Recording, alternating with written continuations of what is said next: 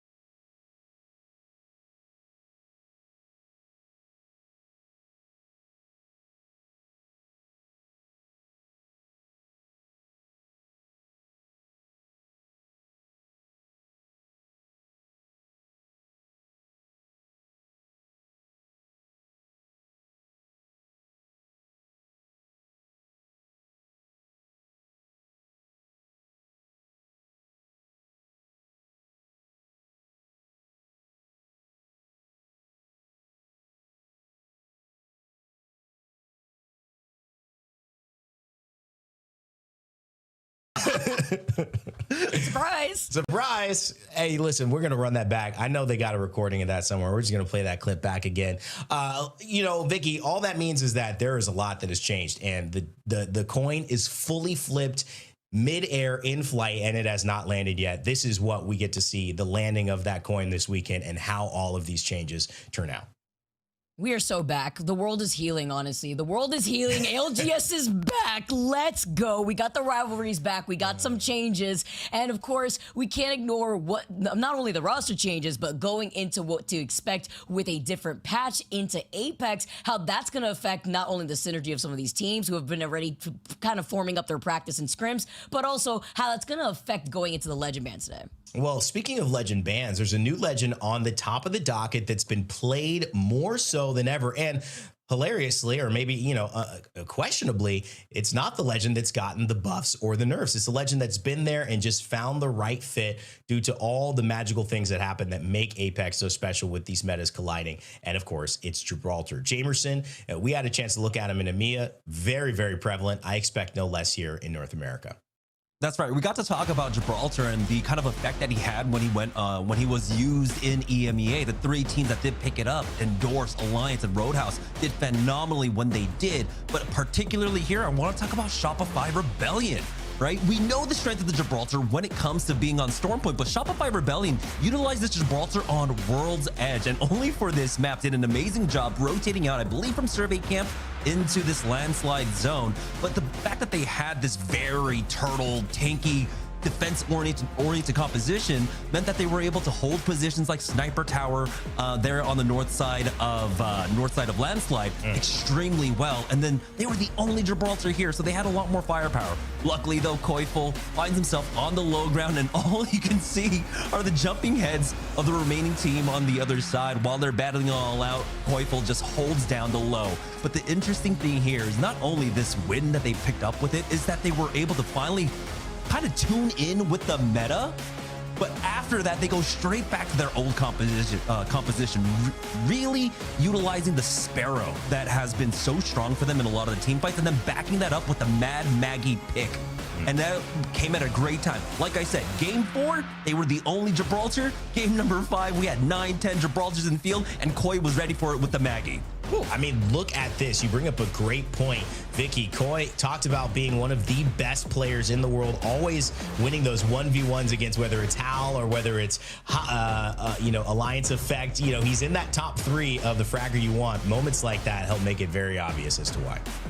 Yeah, it's funny because then you see that clip of TSM, they look like whack-a-mole, right? Just jumping up and down, and then you have the Mad Maggie just point blank with the Wrecking Ball, but it's understanding what counters here and what to expect other teams running, and also you just have Shopify Rebellion, not only just crazy fraggers here, especially coming out of Koipo, but he plays into that role beautifully. That's why you see him get aggressive too, not only with the Rampart, but with the Mad Maggie too, and if you're going to be having just a big amount of Gibbies now suddenly appear in your games, aside from the fact that the PK is meta and he's got that shotgun perk, and then playing a lot more close quarters, that's going to come in clutch at times when you could have a Wrecking Ball available to you just to get that counter, just to burst that bubble literally. And Jamerson, just to finalize and put a capstone on what you were saying, it was a very tactful decision somewhere along the team of Shopify Rebellion to anticipate the switch up to Gibraltar later on in that lobby and to say, we're going to leave that and we're just going to simply play the counter. That's a very dangerous strategy because it can go either way. You can be left without the resources that everyone else is playing with, but it seems like it's clearly painting Shopify Rebellion into a confident position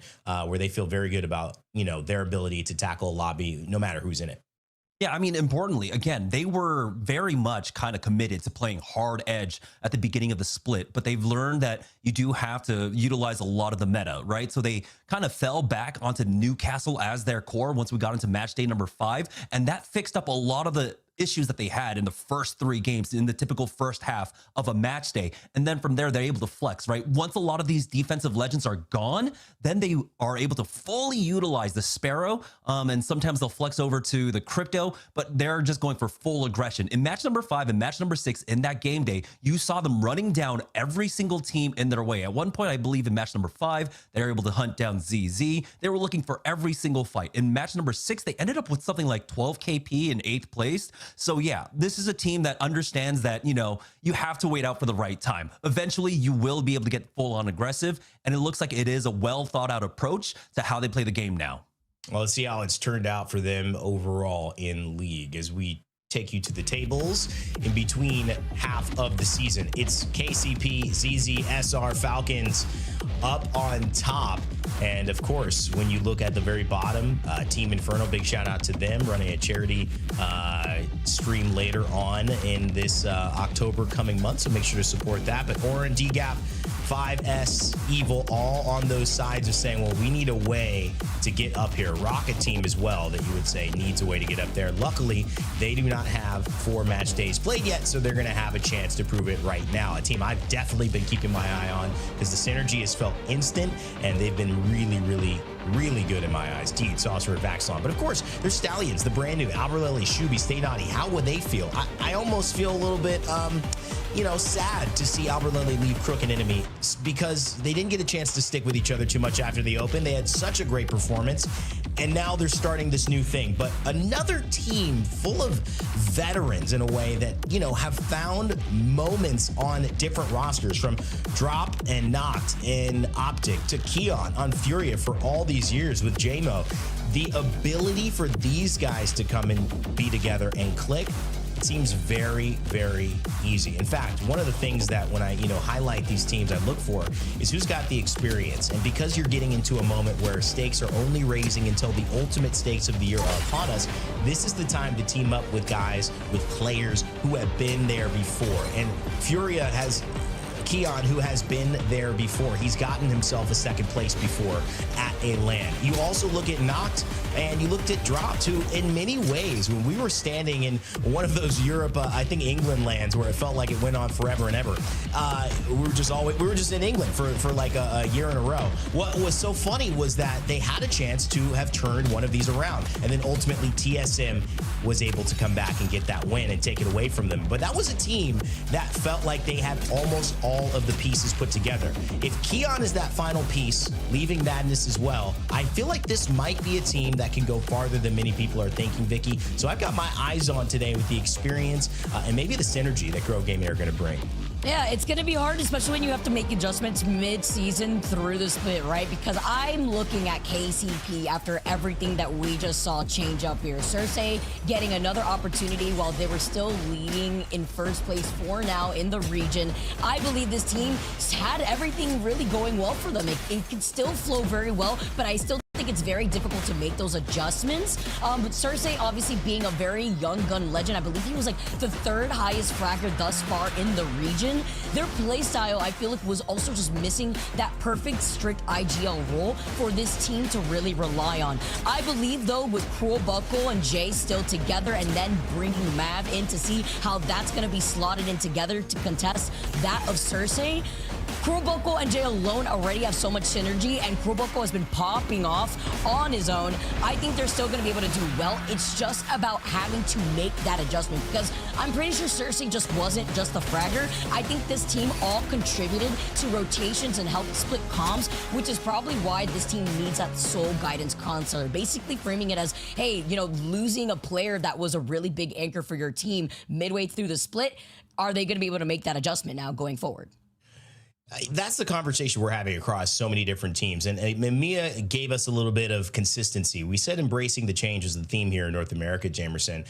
But in many ways, Mia gave us the stability. And that's one of the things that I'm curious to see if North America will bring in. Will we see the same teams perform, or will these new combinations find a way to rise to the top? All of that can be found by watching by your favorite methods, whether you want to watch us here on twitch.tv/playapex or you want to take it to the next level with Face It Watch. You can get any of the perspectives that you're interested in, whether it's Grow Gaming, maybe it's KCP, maybe you want to see Shopify Rebellion, or maybe you're interested in Rock. I kind of hyped them up a little bit. Vaxlon, one of those members of Furia and Post 100 Thieves that is split and maybe found his perfect match here. Check them out. Every rotation, throw the map screen up there in multi-view, hear the comms, see the 1v1s, be in the moment with your favorite teams. And whether on mobile or you got your Chromecast hooked up to your TV, you can watch the ALGS your way. Go to faceit.com/watch.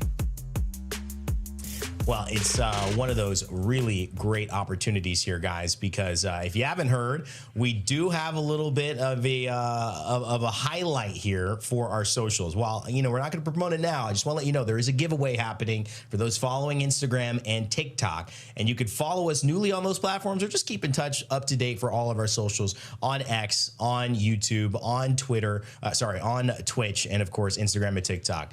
Guys, it's been fantastic to start the show. I can't wait to see what change is truly embraced here by these squads. And with that, it's time to get into game one. Vicky, Jamerson, take it away.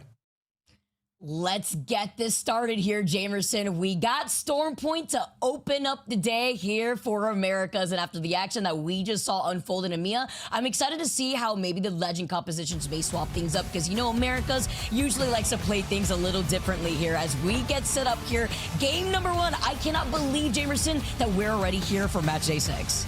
Yeah, this is going to be absolutely insane. And honestly, I'm really excited to see what we get in terms of legend compositions when it comes to this map. We saw, you know, kind of hesitance, I think, to pick up the Gibraltar for a lot of the teams in EMEA. In game number one, we might have had 4 teams that were rocking that Gibraltar. But again, it does come down to how you had to draft, right? So a lot of teams ultimately just got really bad positions in the draft, right? Because we are kind of like randomizing it to kind of equalize it throughout the split. So like one team that I really did want to highlight, Roadhouse, ended up getting like last pick. And so with almost everyone first pick on the draft for Storm Point, they were not able to get themselves anywhere near a Trident. But here already, we are seeing a pretty big shift. We are seeing a lot more Gibraltars for the Americas region. It's going to be NIP, KCP, Thuggets, Unreal Nightmare, Shopify Rebellion, and VP, along with 100 Thieves. And it was VP that started off. Remember, match day 2, that 3-map run on Storm Point where they got first, second, and first was absolutely insane. And now they have to deal with a lobby full of it. And a lobby full of caustics I'm looking at here too. Sheesh, it is a little stinky out here, but you know, that's kind of what the meta has shifted towards, as well as the Gibby being really prominent on Storm Point. We talk about making that flexibility work for a lot of these teams with these different legend bands, but it also has to go for what map we're starting on. Considering we're here on Storm Point and looking at where this zone is pulling, what better zone to showcase the importance of caustic and having a Newcastle to bunker down and share some free real estate. Hey, Vicky. So we have 5 teams that are running the Gibraltar Caustic Newcastle. I call that the onion defense. Onion defense. The onion defense. The onion defense. Oh my! All right, Because it's got layers and it's stinky.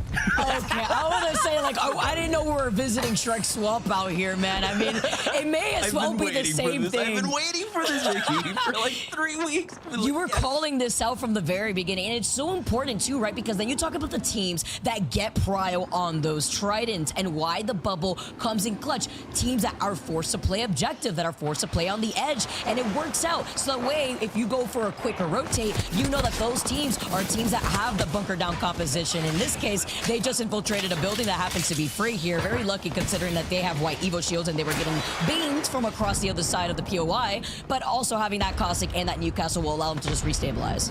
Oh boy. VP trying to stabilize here, backing away from Rocky Esports, who did have that superior position. A nice little crossfire set for them, but they won't give chase onto this one. Rock Esports playing this one a little bit more standard. So they're not running the Gibraltar themselves, but again, it does come down to where you ended up on the draft, not having that trident. No point really to try and rock that Gibraltar, because again, it's just so much value when you have the trident itself. Again, it works as an indestructible barrier, right? While you're waiting down cooldowns, you can just go ahead and stop, drop off, throw down the mobile shield, the wall if you have to, from the Newcastle, and then just wait on the cooldowns. It takes what, another 12, 13 seconds after the dome goes down for you to pick it up again. So yeah, for Oblivion though, they were able to make their way on in dead center of the zone right now, and the macro coming out from all of our squads. Zone's still closing in. Almost, what, 16 of our teams are inside ring number 2. It's going to be lethal. There's just a lot of places where a lot of these teams could just share side by side as neighbors. I wonder here, whenever somebody's in Monsoon's lobby, if they could already tell if they're getting pinged by Monsoon just the way that he uses the charge rifle. But it's THUGGETS though on the inside of Jurassic to move up and clean up Team Inferno as the first squad to go down for game number 1. Yeah, THUGGETS, again, the fact that they do have this very defensive composition is going to allow them to reset incredibly fast. Team Liquid Alienware, they were looking for the third party. Dan Mantic backs away with that wall. Unfortunately for Alienware, they don't quite have the timing on this one. There it is, the defensive bombardment coming down, and they don't have an answer for it. They just got to dance around and hope they don't get cracked, but Yanya will go down a little bit low. You can see now they're trying to reposition on the other side to try and find that one isolated player, but they'll back away. So great answer from the other side for Liquid Alienware's aggression. I was going to say before we just saw Yanya go down, they will be able to get the res, but let's not forget the last time we saw Team Liquid was, I believe, match day 4, and they got second place, which is night and day, because you could tell this team has been actively making adjustments to the way that they've been approaching not only the legend bands, the way that the metas have worked going into these different maps too, and now going into today, this is a good opportunity for them to try to show that consistency. You can see with the way that they're going to be able to back away. Originally, it looked like they may have wanted to get that Evo Harvester. They have not been able to obtain it yet, but there's also a survey beacon, and you know that Jurassic being the middle Storm Point, very easy rotation spot for most of these teams that are going to be able to try to get ahead of the zone. Yeah, and that's super important, right? What you brought up for Team Liquid Alienware and their last performance, finally turning things around. The first few match days for them were almost disasters, but you know, now that we've reached the halfway point, there are glimmers of hope. We are seeing more of old Team Liquid Alienware. Their team fighting, I think, was the hardest part for them to make adjustments here in this specific, meta, because it's so hard to take clean fights. It's so hard to find fights on the edges. And then, of course, if you're trying to run center of zone, if you don't have the right defensive setup, you get absolutely beamed by all the snipers here. So I think Team Liquid Alienware just needed a couple more days to really figure out this meta. Hopefully, we'll see them return to form once again here in this match. Man, the amount of beefy boy triple compositions we are seeing is, I know we were highlighting it before, but it's like seeing the point of view all over again. It's really funny because then you have the arm shield too from the Gibby that comes in clutch when it comes to poking, which is what we are in right now in terms of the weapon comps between the 30-30s and the G7s. You get that arm shield, so you get to get away with putting in a lot more pressure. But then you talk about the big bodies, right? Essentially, you go in for some of these rotations. If you're not Alter, which are like one of the few here, or that one Crypto or Rake that are in this lobby, or even the Watson, you feel it in the middle of these rotates. That's why having a Trident really does come in clutch, or even having a Gibby on your team, as we get to see where that circle is going to continuously shift. It's great for Team Liquid because they ended up backing away from originally trying to look at Jurassic before then having the opportunity to move up, because THUGGETS have also moved up towards that gate that leads outside of Jurassic, and so they'll be able to now get that ring console and maybe deny that away from DMG that are over to their north. Yeah, they might just be able to hit that. I think they just hit the survey beacon as well, so they know another team is coming from that eastern edge, and they have to deal with a threat either to their back or in front of them, which is DMG. I think it's probably better to try and go after Rock Esports, but for 100 Thieves right now here on the western side, this is a relatively clear one. They do have Shopify Rebellion off to their west right now. The pings are going down. 5-star just rotated in. I believe that's who they spotted. And so for 100 Thieves, they have a lot of space to work with here, but they have to be careful not to be too far spread out. This is not a composition that is running that Alter. They don't have that kind of get out of jail free reset button. And so they do have to play a lot more coordinated and understand and be able to isolate these threats instantly. Shopify Rebellion shoot off some shots at 100 Thieves, make their presence known. Now 100 Thieves, again, utilizing that Trident, having that free cover is going to be great for them. Denying this space from Shopify is huge, and I specifically love how 100 Thieves are playing this. Why? Because it's only 2 members of 100 Thieves up on the high ground, where they have one member still in the house, and it's playing that split position so that way they still have this house available to them, with Gem Burden waiting in the reins here saying, hello everyone, we are back, as now more teams are fighting on the edge of zone. Ninjas and Pyjamas, 5-star now being held out as 5-star try to push in after losing out on the Alter. A1 so with the PK shots, it just takes 2 good ones to send them down. You just can't try and take that fight. You can't stand in front of a Gibraltar inside of his bubble in a shotgun fight like that. You saw the instant disparity in the way they approached that fight. Now NIP though, oh, Kurev ends up getting taken out, but there's going to be a fast res coming up from Vayne here to get him back on line. We'll see. NIP should be safe. THUGGETS not going to chase after this when they have too many threats behind them currently. They're still able to snake in these shots. He honestly has like the tiniest of angles to actually connect with these shots right now, but you do have what I believe 2 members of THUGGETS currently watching their back, and I don't know if that's going to be enough. We have almost a 3-team pileup coming out here on the Jurassic side of Liquid Alienware, Pioneers, and DMG. Pretty sure that was like one of the members of THUGGETS, by the way, that managed to land some of those shots from a distance. Actually crazy because he was up on the hill that leads into Jurassic. But now we get to see more of the team scramble from right outside Aceto, and they're not the only ones with Shopify now trying to get this reset here. This is what we were worried about when they were forced to rotate here with 100 Thieves holding over to that one choke. Now it's all up to Zainu, and they're getting pushed by the team that Rainday wanted to look at grow. Zainu, can he clutch it out? We've seen him do it before, but it's just too much. Not all he has to do is go right into that bubble, and they have the safety of these Alter portals to get right back into the house, which then leads us to our next point here, Jamerson. Yes, Caustic 18 pick rate, Newcastle 18 as well. So we're gonna have to see which of these legends will be the first to go out. But following up right after that, we have 10 Alters in this lobby. I think Caustic actually ekes this one out because Shopify Rebellion was one of the teams that wasn't running a Caustic. So yeah, I think it's going to be the Caustic ban coming in first. Well, I'm just going to, of course, always wait for production to let us know what that ban is going to be. But yeah, uncharacteristic rotation out here from Shopify Rebellion, getting a little bit too deep and falling into the trap of Grow Gaming. I think they just felt that they saw the damage and tried to chase after it. But you have to remember, again, Caustics still take damage now, or will now take damage from enemy Caustics. And you saw that actually coming to fruition. You can't play as aggressively as you want to. And Shopify Rebellion just had to, honestly, probably pull back and played off of that respawn beacon, or even deeper into Cedo Station at that point. There were plenty of positions for them to take, but I don't know why they decided to go straight into Grow Gaming there. But yeah, we're seeing the zone pull going straight on over, centering onto Cedo Station. A lot of buildings are still in play, and we still have a lot of teams in play. 17 squads remaining here. Vicky, 51 players, full squad. Let's go ahead and listen in with Stallions right now as they try to hold things down here. That's not too good if we have to fight it. Yeah, this team has to move over here, in my opinion. I just accidentally picked up a chunkier wall. Mac, mind your barrel placement at all times too. I literally cannot pick up this barrel. All right, fuck it. I need God barrels, Mac, at all times. Yeah, I'm moving them. This team on ping might be Team free trying to kills. walk out. Yeah, They're by rocks. Heard it. looking Somewhere rocks. around here. We're just scouting. Watch kidnaps. See you next. Watching, I'm watching. Ready to fight. Thank you. I'm still watching her back. Well, they have no Qs now for zone goes. Just remember, we never want to, like, if they int us, we want to wall on me. You know, looking into this area. Yeah. Yeah. Running left. I'm running to you guys now, grouping. I'm watching the Cascades approach. There's a team here now, okay? Okay, are they killable? No, not right now. Maybe later. We don't want to tunnel on any kills, though. We have a team right below us. Yeah, I mean, 100%. I'm We could gonna, definitely Noddy, shoot we the can wall. peek this and passively kill these guys without getting queued on. If you want to look this at team... me. Okay. They're getting Mac, EP shoot me. too. They're literally in a shit corner right here. You guys Okay, watch well, that. You guys watch this team's dead. We can kill this team right now, Mac.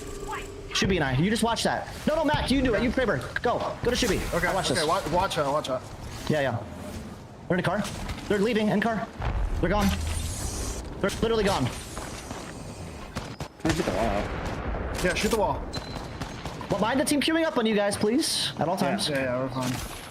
We might have to kill them with a minute left. I think we just evac late. Dude, we have all of the But- space here too. Yeah. We can listen. We can evac late and play the backside of this building, like on the Where? corner here. Like we get control Okay. of the door. Listening to the planning of Stallions, a little scattered in the beginning to just try to split some focus over to the teams below them, in front of them, behind them. They heard the Trident move up. They're looking at this team in front of them. They said shoot down that Newcastle wall. Maybe not with the Kraber, but if you could put in some pressure, it's about sending a message. And you know, when you're playing Apex, you hear that Kraber in the distance, you have to show some respect, especially when you're a team out in the open who just use up that utility defensively for that Gibby bubble. That's the nice thing right there about running the Gibraltar and the Newcastle. MT VP. This is what happens when you guys show how strong the Newcastle Gibraltar is. Sometimes everyone understands that. Yeah, you can go ahead and stack that duration, or try to layer them, but at some point something's gonna break, and that was great. But we'll see if they can finish them off in just a second. We did hear the game plan from Stallions. They can try and balloon a little bit late onto, I believe that's going to be DGAP's building. Back over here at Jurassic. Kind of standoff that's never ending, but it will have to now. It's coming to a head. DMG moving forward. A lick of Alienware has them to their back right now as Future Stream's getting ready with the EMP. There's the first knock on Tianya. Oh, they get the jump originally, and they get that first knock, and now even with that Newcastle res, it's going to be hard. Hiding behind these caustic traps now with the zone closing in. This is DMG with perfect timing on taking out Team Liquid. Meanwhile, Halberlily, by the way, gets another knock with that Kraber, and Oblivion get the respawn onto Fun, but DMG had no other choice but to take out that team to move up.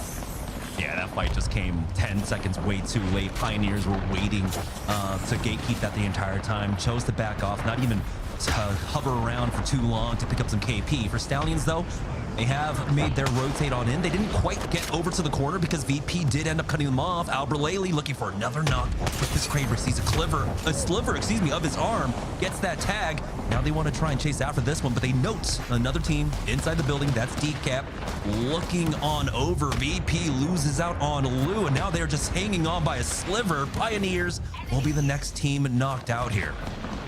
It's hard when THUGGETS are looking at you. Oblivion as well, and now Alberlele's got only one bullet in the Kraber, but he doesn't need it here in this PK battle. Alberlele gets PK'd himself, and with some help with his own caustic gas, though, Shubi's looking to get the reset. This showcases how clutch Newcastle is for zones like this, but they are literally getting focused by every G7 in this lobby. I hear it everywhere. They're in the walls. Yeah, they've got the res, though. The Newcastle reset for Unreal Nightmare, though, up against 100 Thieves. Tony ends up falling. Jefferson right behind, but Huntsman Might be able to play off of this res, and 100 Thieves will go down. Unreal Nightmare. We saw them take an amazing match day just a few weeks ago, looking to regain that favor for themselves. I think in the last match, they kind of lost a little momentum, but we talked about the volatility when it comes to the consistency here in the Americas, and we've been seeing time and again the teams that rise up to the highest of highs on a match day can easily fall. We saw that out of ZZ, we saw that from Unreal Nightmare, we saw that from VP as well. And so we're going to show like just how much variance there is in terms of consistency for the Americas region right now.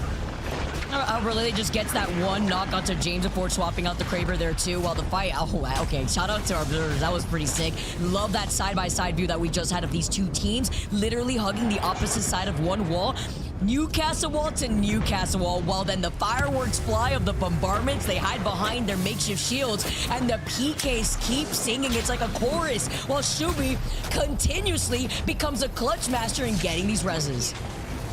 Yeah, that's, again, why it's so crucial to make sure that your Newcastle does not go down, but he does end up falling there. It's Din from THUGGETS that were able to find that. Again, THUGGETS were doing a great job of just zone keeping from that southern side, and they do keep a lot of that clear for themselves. Grow Gaming and Oblivion ahead of them right now. Stallions, though, still dealing with Orin. Orin doesn't want to poke out quite yet. They have to worry about the threat of CIMJ possibly coming in for a 3P. That gives Stallions just enough time to go for this full reset. They got some death boxes to try and re-up in terms of their economy. We'll see if they can get some nades for themselves to close this one all out. And Vicky, take a look where this zone is gonna be ending in the direct center of the water. I'm disgusted with how long it takes to destroy these caustic traps. Look at the amount of caustic gas everywhere, and then the grenades for days. THUGGETS are trying to harass everybody in these corners. Monsoon in some trouble. Blinks are just trying to recover. They're getting pressure from another team from afar, but Monsoon's literally one shot. Takes 130 shot to knock him down, but whether they can capitalize on that is a completely different topic, because you have to consider the other teams within the vicinity as the counter slam off the Newcastle wall. Talk about timing. Is it going to be enough, though? As with Dale's going down, it's going to be Orange Esports just trying to stay alive, but the Newcastle res, it's going to be a lot. You have to play it slow if you're a Puka with the Peacekeeper 2 in hand, even with just the blue bolt. He didn't need to res there. He just wants to reload, but he has to be careful now as he tries to slide in. It's going to be the 1v1 with Puka having the advantage now. And he's got a knockdown shield as he backs away. Albralele will be able to hit that bat and charge forward now. You can see that he's even getting peppered from the range. Stallions will end up going down. Orin Esports down to a duo here.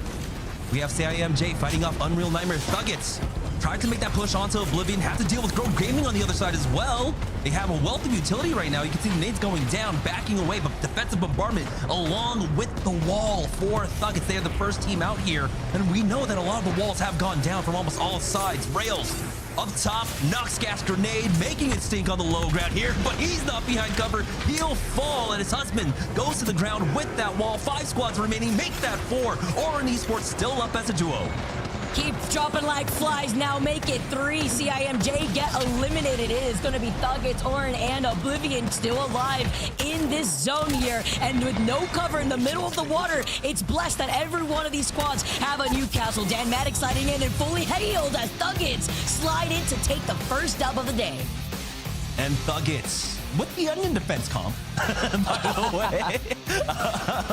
They did a great job. We saw early on the power of this composition. Now, they weren't able to really utilize it to the full extent that we see here on Stormpoint, right? Really utilizing the Trident for that. They didn't have to. They were so close to this zone. And so they were able to play kind of edge on that southern side, keeping a lot of teams corralled into Jurassic Park and keeping the action there and stopping anyone really from backfilling behind them. So a lot of the threats were neutralized early on, and then we got to see having that layered defense, having the Newcastle, having the Gibraltar really helped out in being able to close that one out. So it's no surprise that we saw multiple Gibraltar compositions actually make it into the top 5, and really that's what you want out of this composition here on Stormpoint. You're not necessarily looking for the wins, but you know that you should reliably be able to get top 10s to top 5s with this comp. Yeah, if anything, I was looking at that final zone, Jamerson, and in my mind, I was like, man, you do not want to be a team with the zone pulling towards the water like this and not have a Newcastle or Gibby on your team. That's why you get to see this composition more usually when we open up with Storm Point, which I believe the last time we've had this was actually match day 1. So showcasing even with the changes and with Caustic now being brought in with that buff, it's crazy. Multiple buffs as we take a look at the match results there, because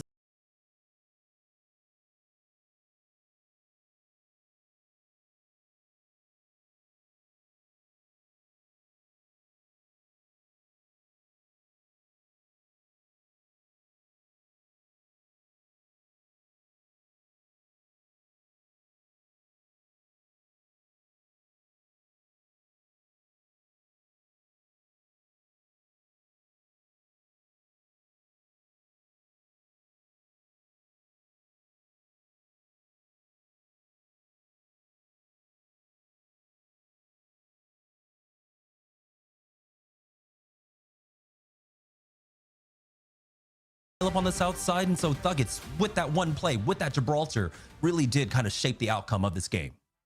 it's huge to be able to play for positioning and continuously pressure out a lot of teams that would otherwise rotate from your direction here. Big first game as well for THUGGETS. We got some more Storm Point action coming to you on the other side of this break.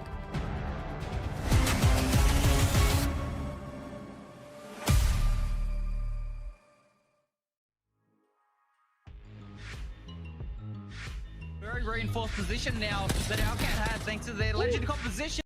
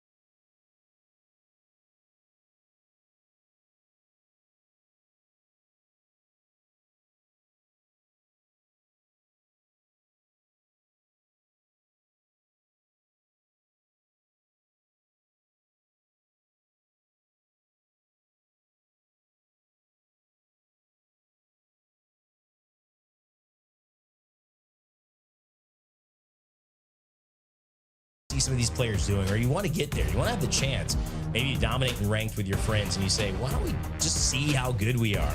There's absolutely nothing that you would lose by jumping in and signing up. There's so much to gain.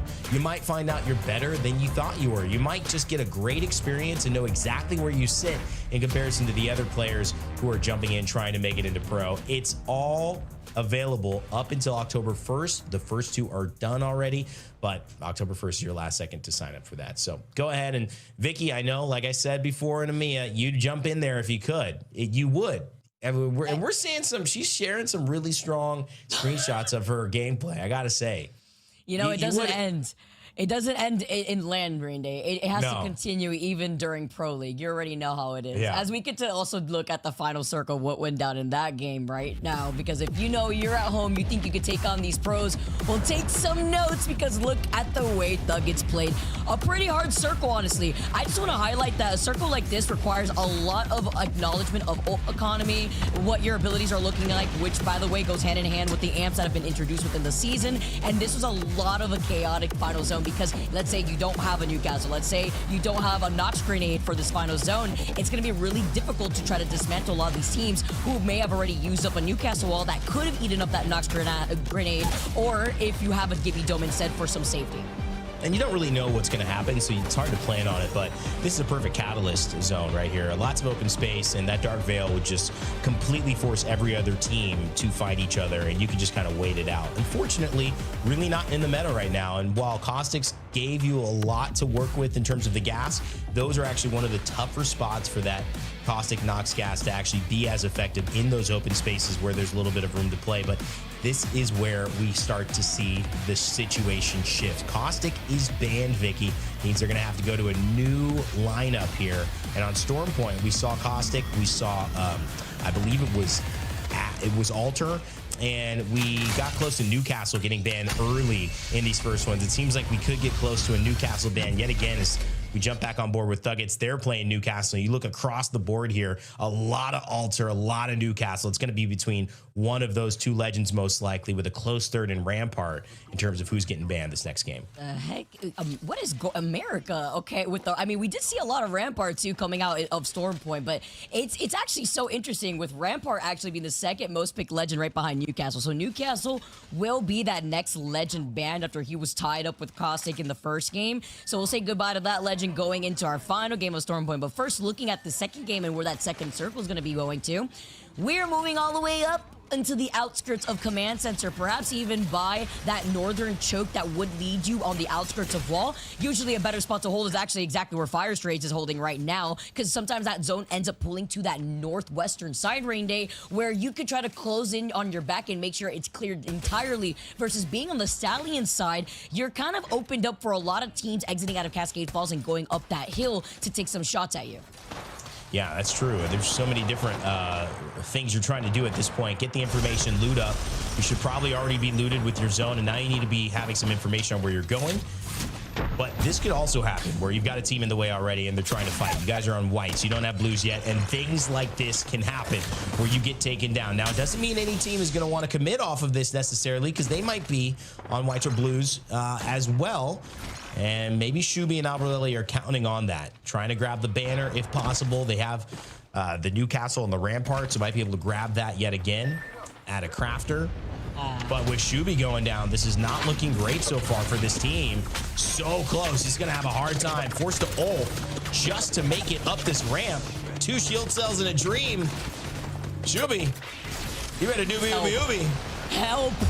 Ayúdame! He's screaming! Dude, everyone is griefing Shubi. If I was Shubi right now, I'd be clenching. Like, come on, anybody else. But hey, if you're in that position and you're in a lobby like this, these are the type of positioning mistakes, and when you lose out on a teammate, that these pros are going to capitalize on. Even if you're not going to get aped like whatever you're used to within your own rank games. If a team gives up God spot just to int whatever, it's a completely different ball game here in comp. At least, though, Shubi survives with his life, and Alberlili did give him some suppressed fire, which actually meant the difference between whether Shubi was going to survive or not. So they get to walk away as a duo for now, while VP, on top of their rotate, doing exactly what Jamerson was highlighting before here on Storm Point. Takes the Trident, has the Gibby, is going to be able to settle down for now, but they're stopped because they're going to find themselves pinched right here unless they could suppress this team that is waiting for them, which in this case is going to be KCP. Yeah, and this is kind of famously what I think kicked off this Gibraltar Newcastle Rampart meta, really, especially in North America. I think it's found its way into EMEA, but it was Virtus.pro, and you know, the ability for them to kind of be this level of you know, with Zach in the mix as well, I think there's just a contention of two teams who really decided that they wanted to slow down the pace of this, find the value in these shield compositions. And it really has shifted across the board in North America, as you could watch and see the impact it has. Everyone is playing this way. My question, though, Vicky, is maybe we're not seeing it in bans, but I just have a feeling we'll see it in longer tournaments over the course of these days. You know, this is really a very specific play style, and I think the weaknesses come up when you lean on these characters too much because they're such a specific play style. You know, I could point to a lot of teams. Gaming Gladiators of the past iteration, phenomenal with the Newcastle Catalyst, but once we got kind of out of that meta, really had a hard time bouncing back and never recovered to their former glory. I feel like this is where a lot of teams can show up well in this stable type meta, but it's also really hard to transition to, I feel like, away from. I definitely agree, and I think that's what the legend bans exposed a lot of these players. Like, you're already, oh, goodbye, Phony. I don't know if he, okay, I don't know if he was intentionally like dropped down, but at least he's got a zip line and some stairs right there just in case. But gonna be able to at least come right back up here. There is an Evil Harvester, and that was what I was wondering, with a team probably waiting for them in the outskirts. I could definitely agree with you though, Rain Day, because then you have to rely on trying to make up your own makeshift cover rather than maybe trying to pry or rotate here. And when you have maps like E-District coming into play, with also teams using an Ultra Void Nexus like it's their biggest insurance policy, it could also enable some pretty questionable plays, I feel like, where it could act as a safety crutch for some teams too. Yeah, that's really where teams need to be careful, utilizing and doing well within this meta, but staying flexible enough to know that if for whatever reason it changes, and it will change for sure, heading into not only the end of the split, we'll have new patches, but also we will see heading into January, I'm sure, multiple new patches, maybe even a new character, some obviously bigger updates, as we have at least 3 months until that occurs. You've got to be very, very careful about getting too attached to something here. But all those changes, that's the theme of today. Embrace the change in North America as we take a look at the top down of our 20 teams, 60 players, everybody's still alive in this lobby. And this is going to be another one of those games where it may not be pulling out into the open of the water of Storm Point, but it is going up that hill that I was wondering. And that's why it was almost on point, Rain Day, where I was talking about Stallion's position when they were on the outskirts of Command Center versus like Fire Strays and their positioning up on the other side closer to wall.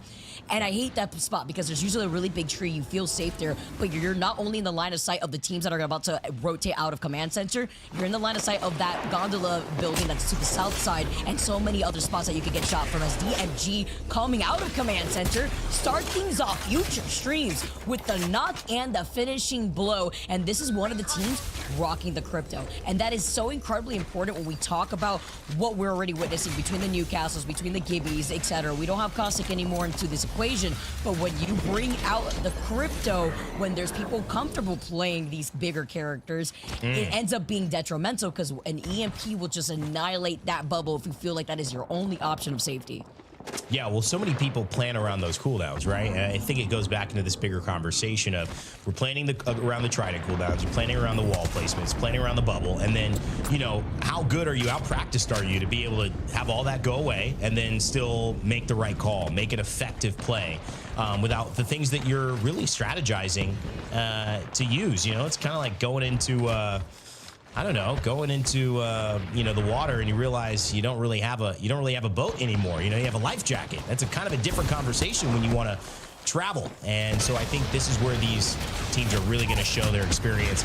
Zainu getting taken down by a lot of damage here. Bucks finds him early, and actually so early that it surprises him as the nade is being thrown. And in fact, it goes down to 1, 2, 3, just like that. Zainu's the first to fall, but he's also not the last, as all of Shopify Rebellion go down in result. I was not expecting that one. I mean, when you talk about taking smarter fights and rotations, Shopify Rebellion is one of those teams that I wanted to look at how their mentality changes itself depending on whether one game it's like hot and cold, they pop off, they find themselves a lot in these end zones, and then in situations like this, when it comes to delaying rotations and maybe considering taking more of these edge fights, it ends up being detrimental. Well, Stallions have been able to not only recuperate from what we had witnessed from their earlier part of the second game, they now try to get another knock. Albert Laley with the rampage, by the way, which completely slaps, especially when you have a charge up with a thermite. And Stay Naughty tries to push in as well, but they see the res coming out. They don't want to overextend because you already know other teams could be looking at this to try to poke at them with either a longbow 30-30 or G7. A lot of map awareness there. Alberlelli knowing that the nades were in the sky. They were getting aggressed on, took the Void Nexus, trying to time it out, went from ultimate high to kind of that middle height, and using a lot of traversal thanks to Alter. Just going to slide down this hill and hold that angle, distance the fight. And I like that decision. It just slows things down. It forces much more extreme and risky decisions from the enemy team. They were playing Damanic with a beautiful shield. This is THUGGETS, who were able to find a kill earlier on. Sorry, DMG were able to find a kill in that final zone.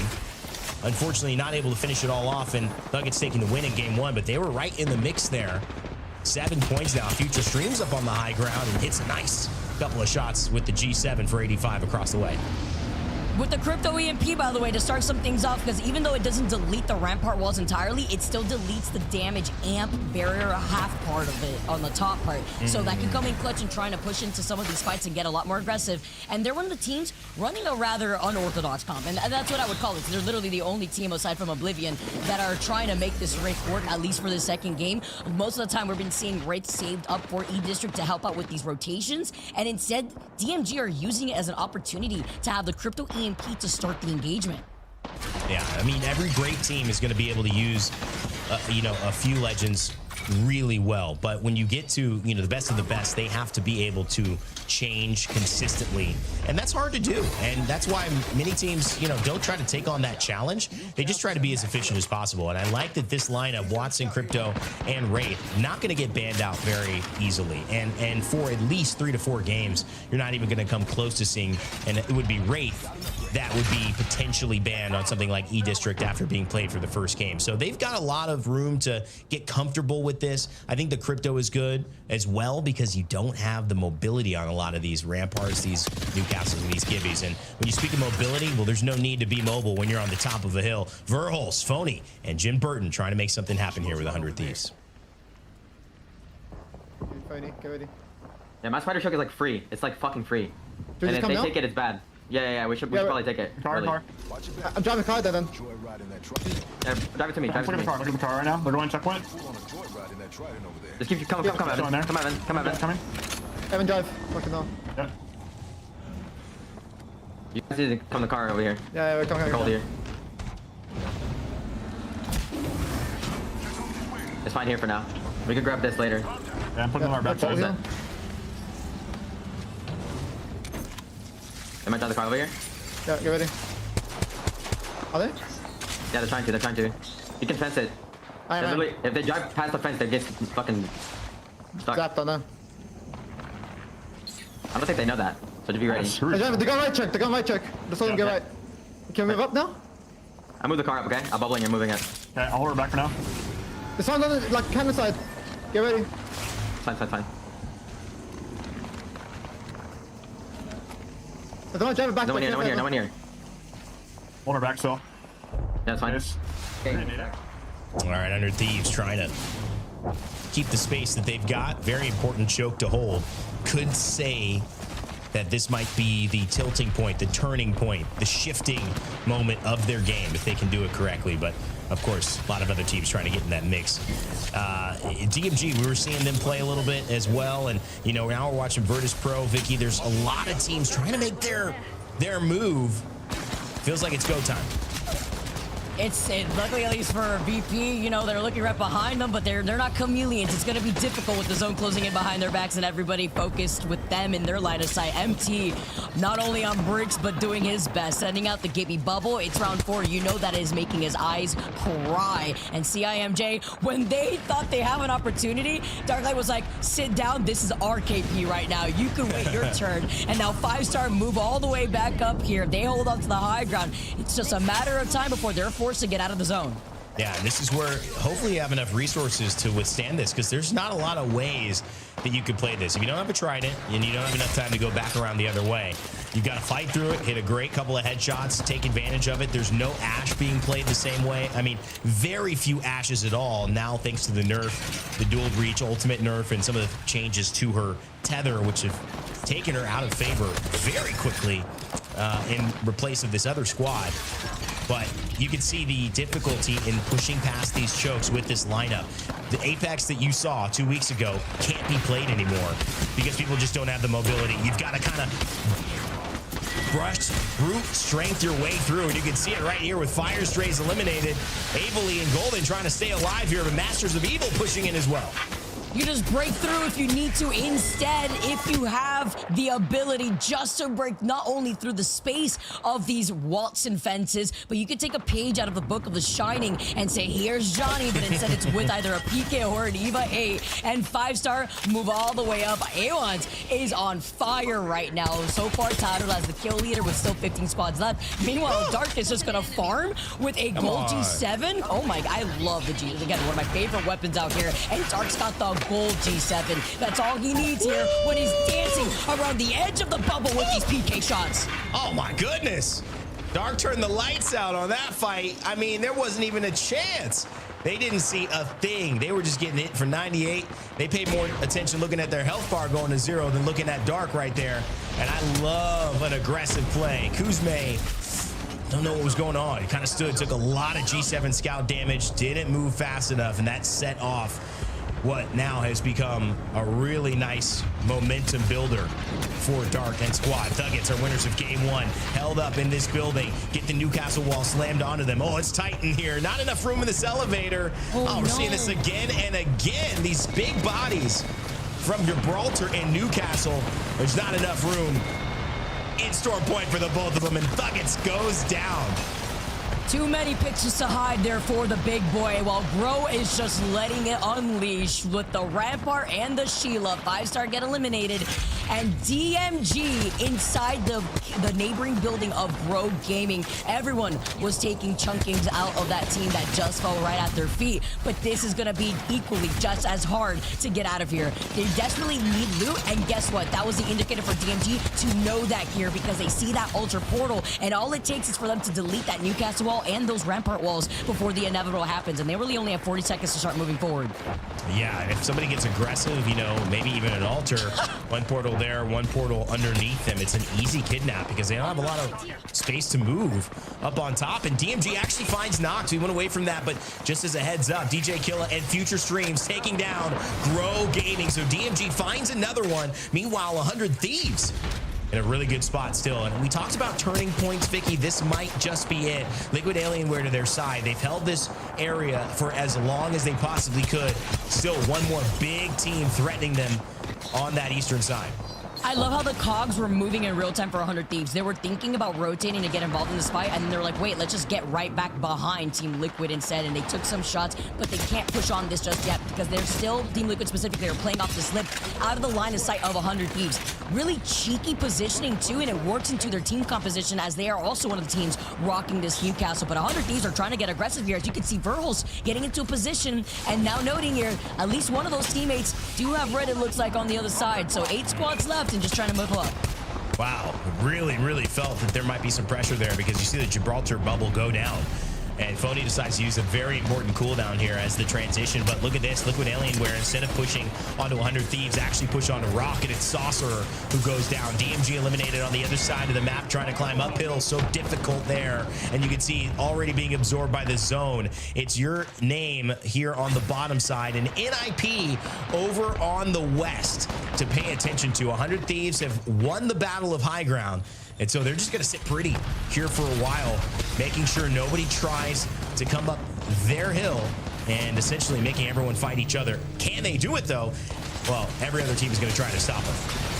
And every team that left out of Cascade also just fell at their feet right now. Oblivion staring down at that barrel of the Sheila. Unreal Nightmare maybe living out the nightmare with them having to burn out that Gibby bubble. Get the res, though. This is the green light as they slide in with the beautiful massive hip fire shots. That's going to be Davis coming through with that, and you can still hear the 30-30s out in the distance, but they have so much makeshift cover to work off of. I think that's another top 5 for Oblivion. So even though they haven't gotten the win yet, some very good performances so far in terms of getting into that final zone. Some good zone calling and maneuvering there from the IGL. We'll see if they can turn it into a win.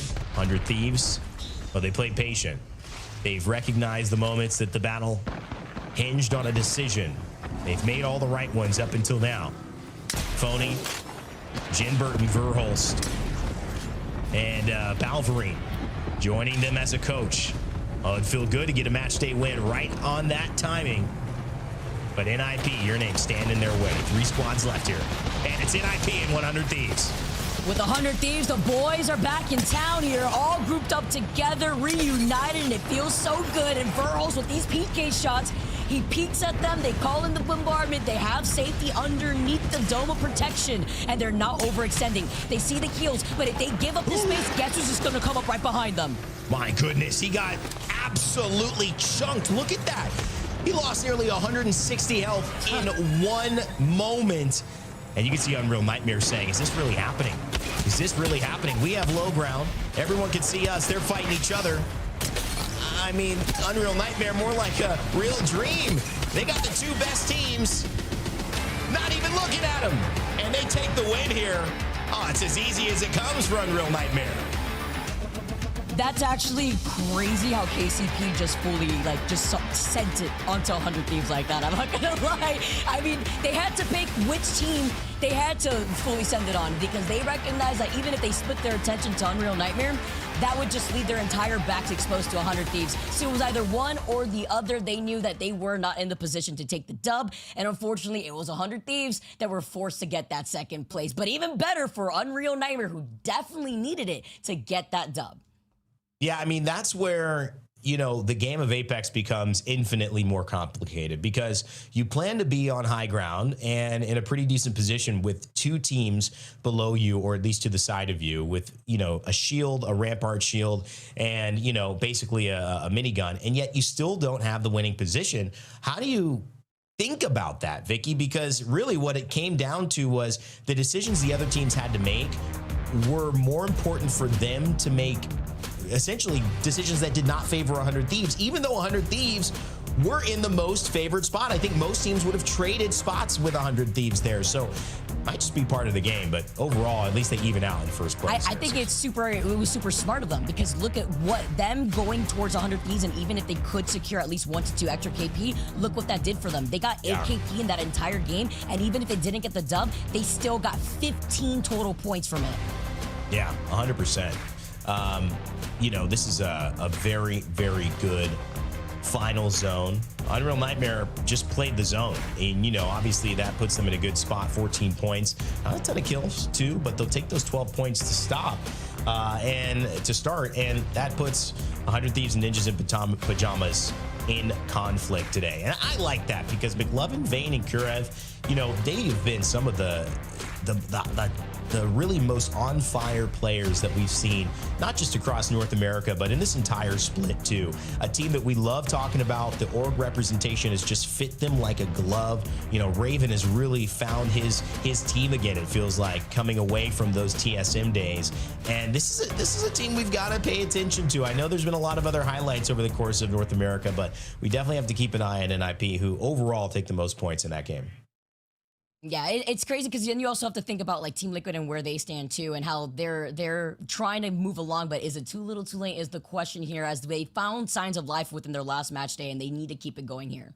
Yeah, a lot of highlights, lowlights as well. Team Liquid, man, hoping for a better step up here overall if they want to make that championship cutoff. We'll talk about that and get you to Game 3 in just a second on the other side of this break.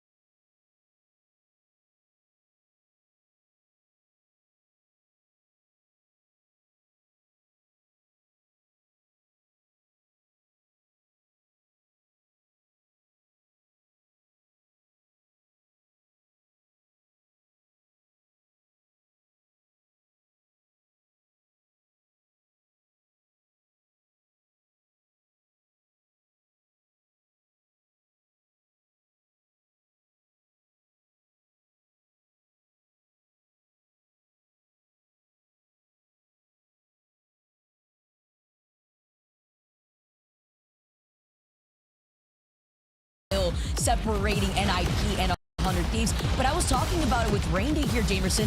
Essentially, in this moment, we had NIP just situate what they needed to do, and they decided to go either play for second or third here, even if they had lost out on this fight, because what they wanted to prioritize was KP if they knew that they couldn't win with the other team on the other side.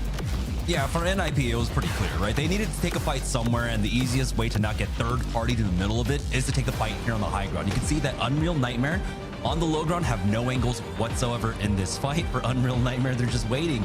As soon as you see the trades happen here from either side, it's about to happen. Like right about now, there's the trades, and instantly Unreal Nightmare are on top of this. They're not able to steal away any kills, unfortunately, but they do end up getting the win. And Unreal Nightmare, one of the other teams that are running that Gibraltar and Rampart composition, were of course just banking off of securing the placement points for themselves. So eventually, you know, they'll look towards getting some KP, but I think just making sure in the first 3 games, when you're putting basically all your eggs in this one basket, you get the points that are guaranteed to come to you.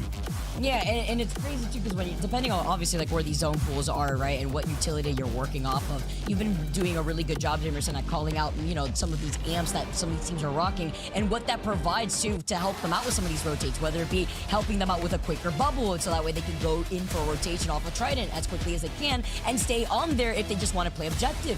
We have to see as we move on to our final game here on Storm Point. Game number 3. It feels like today has been flying by. It really has. We're about to end Storm Point. I love casting Storm Point. I can't believe it's almost over already. But Unreal Nightmare showing off again.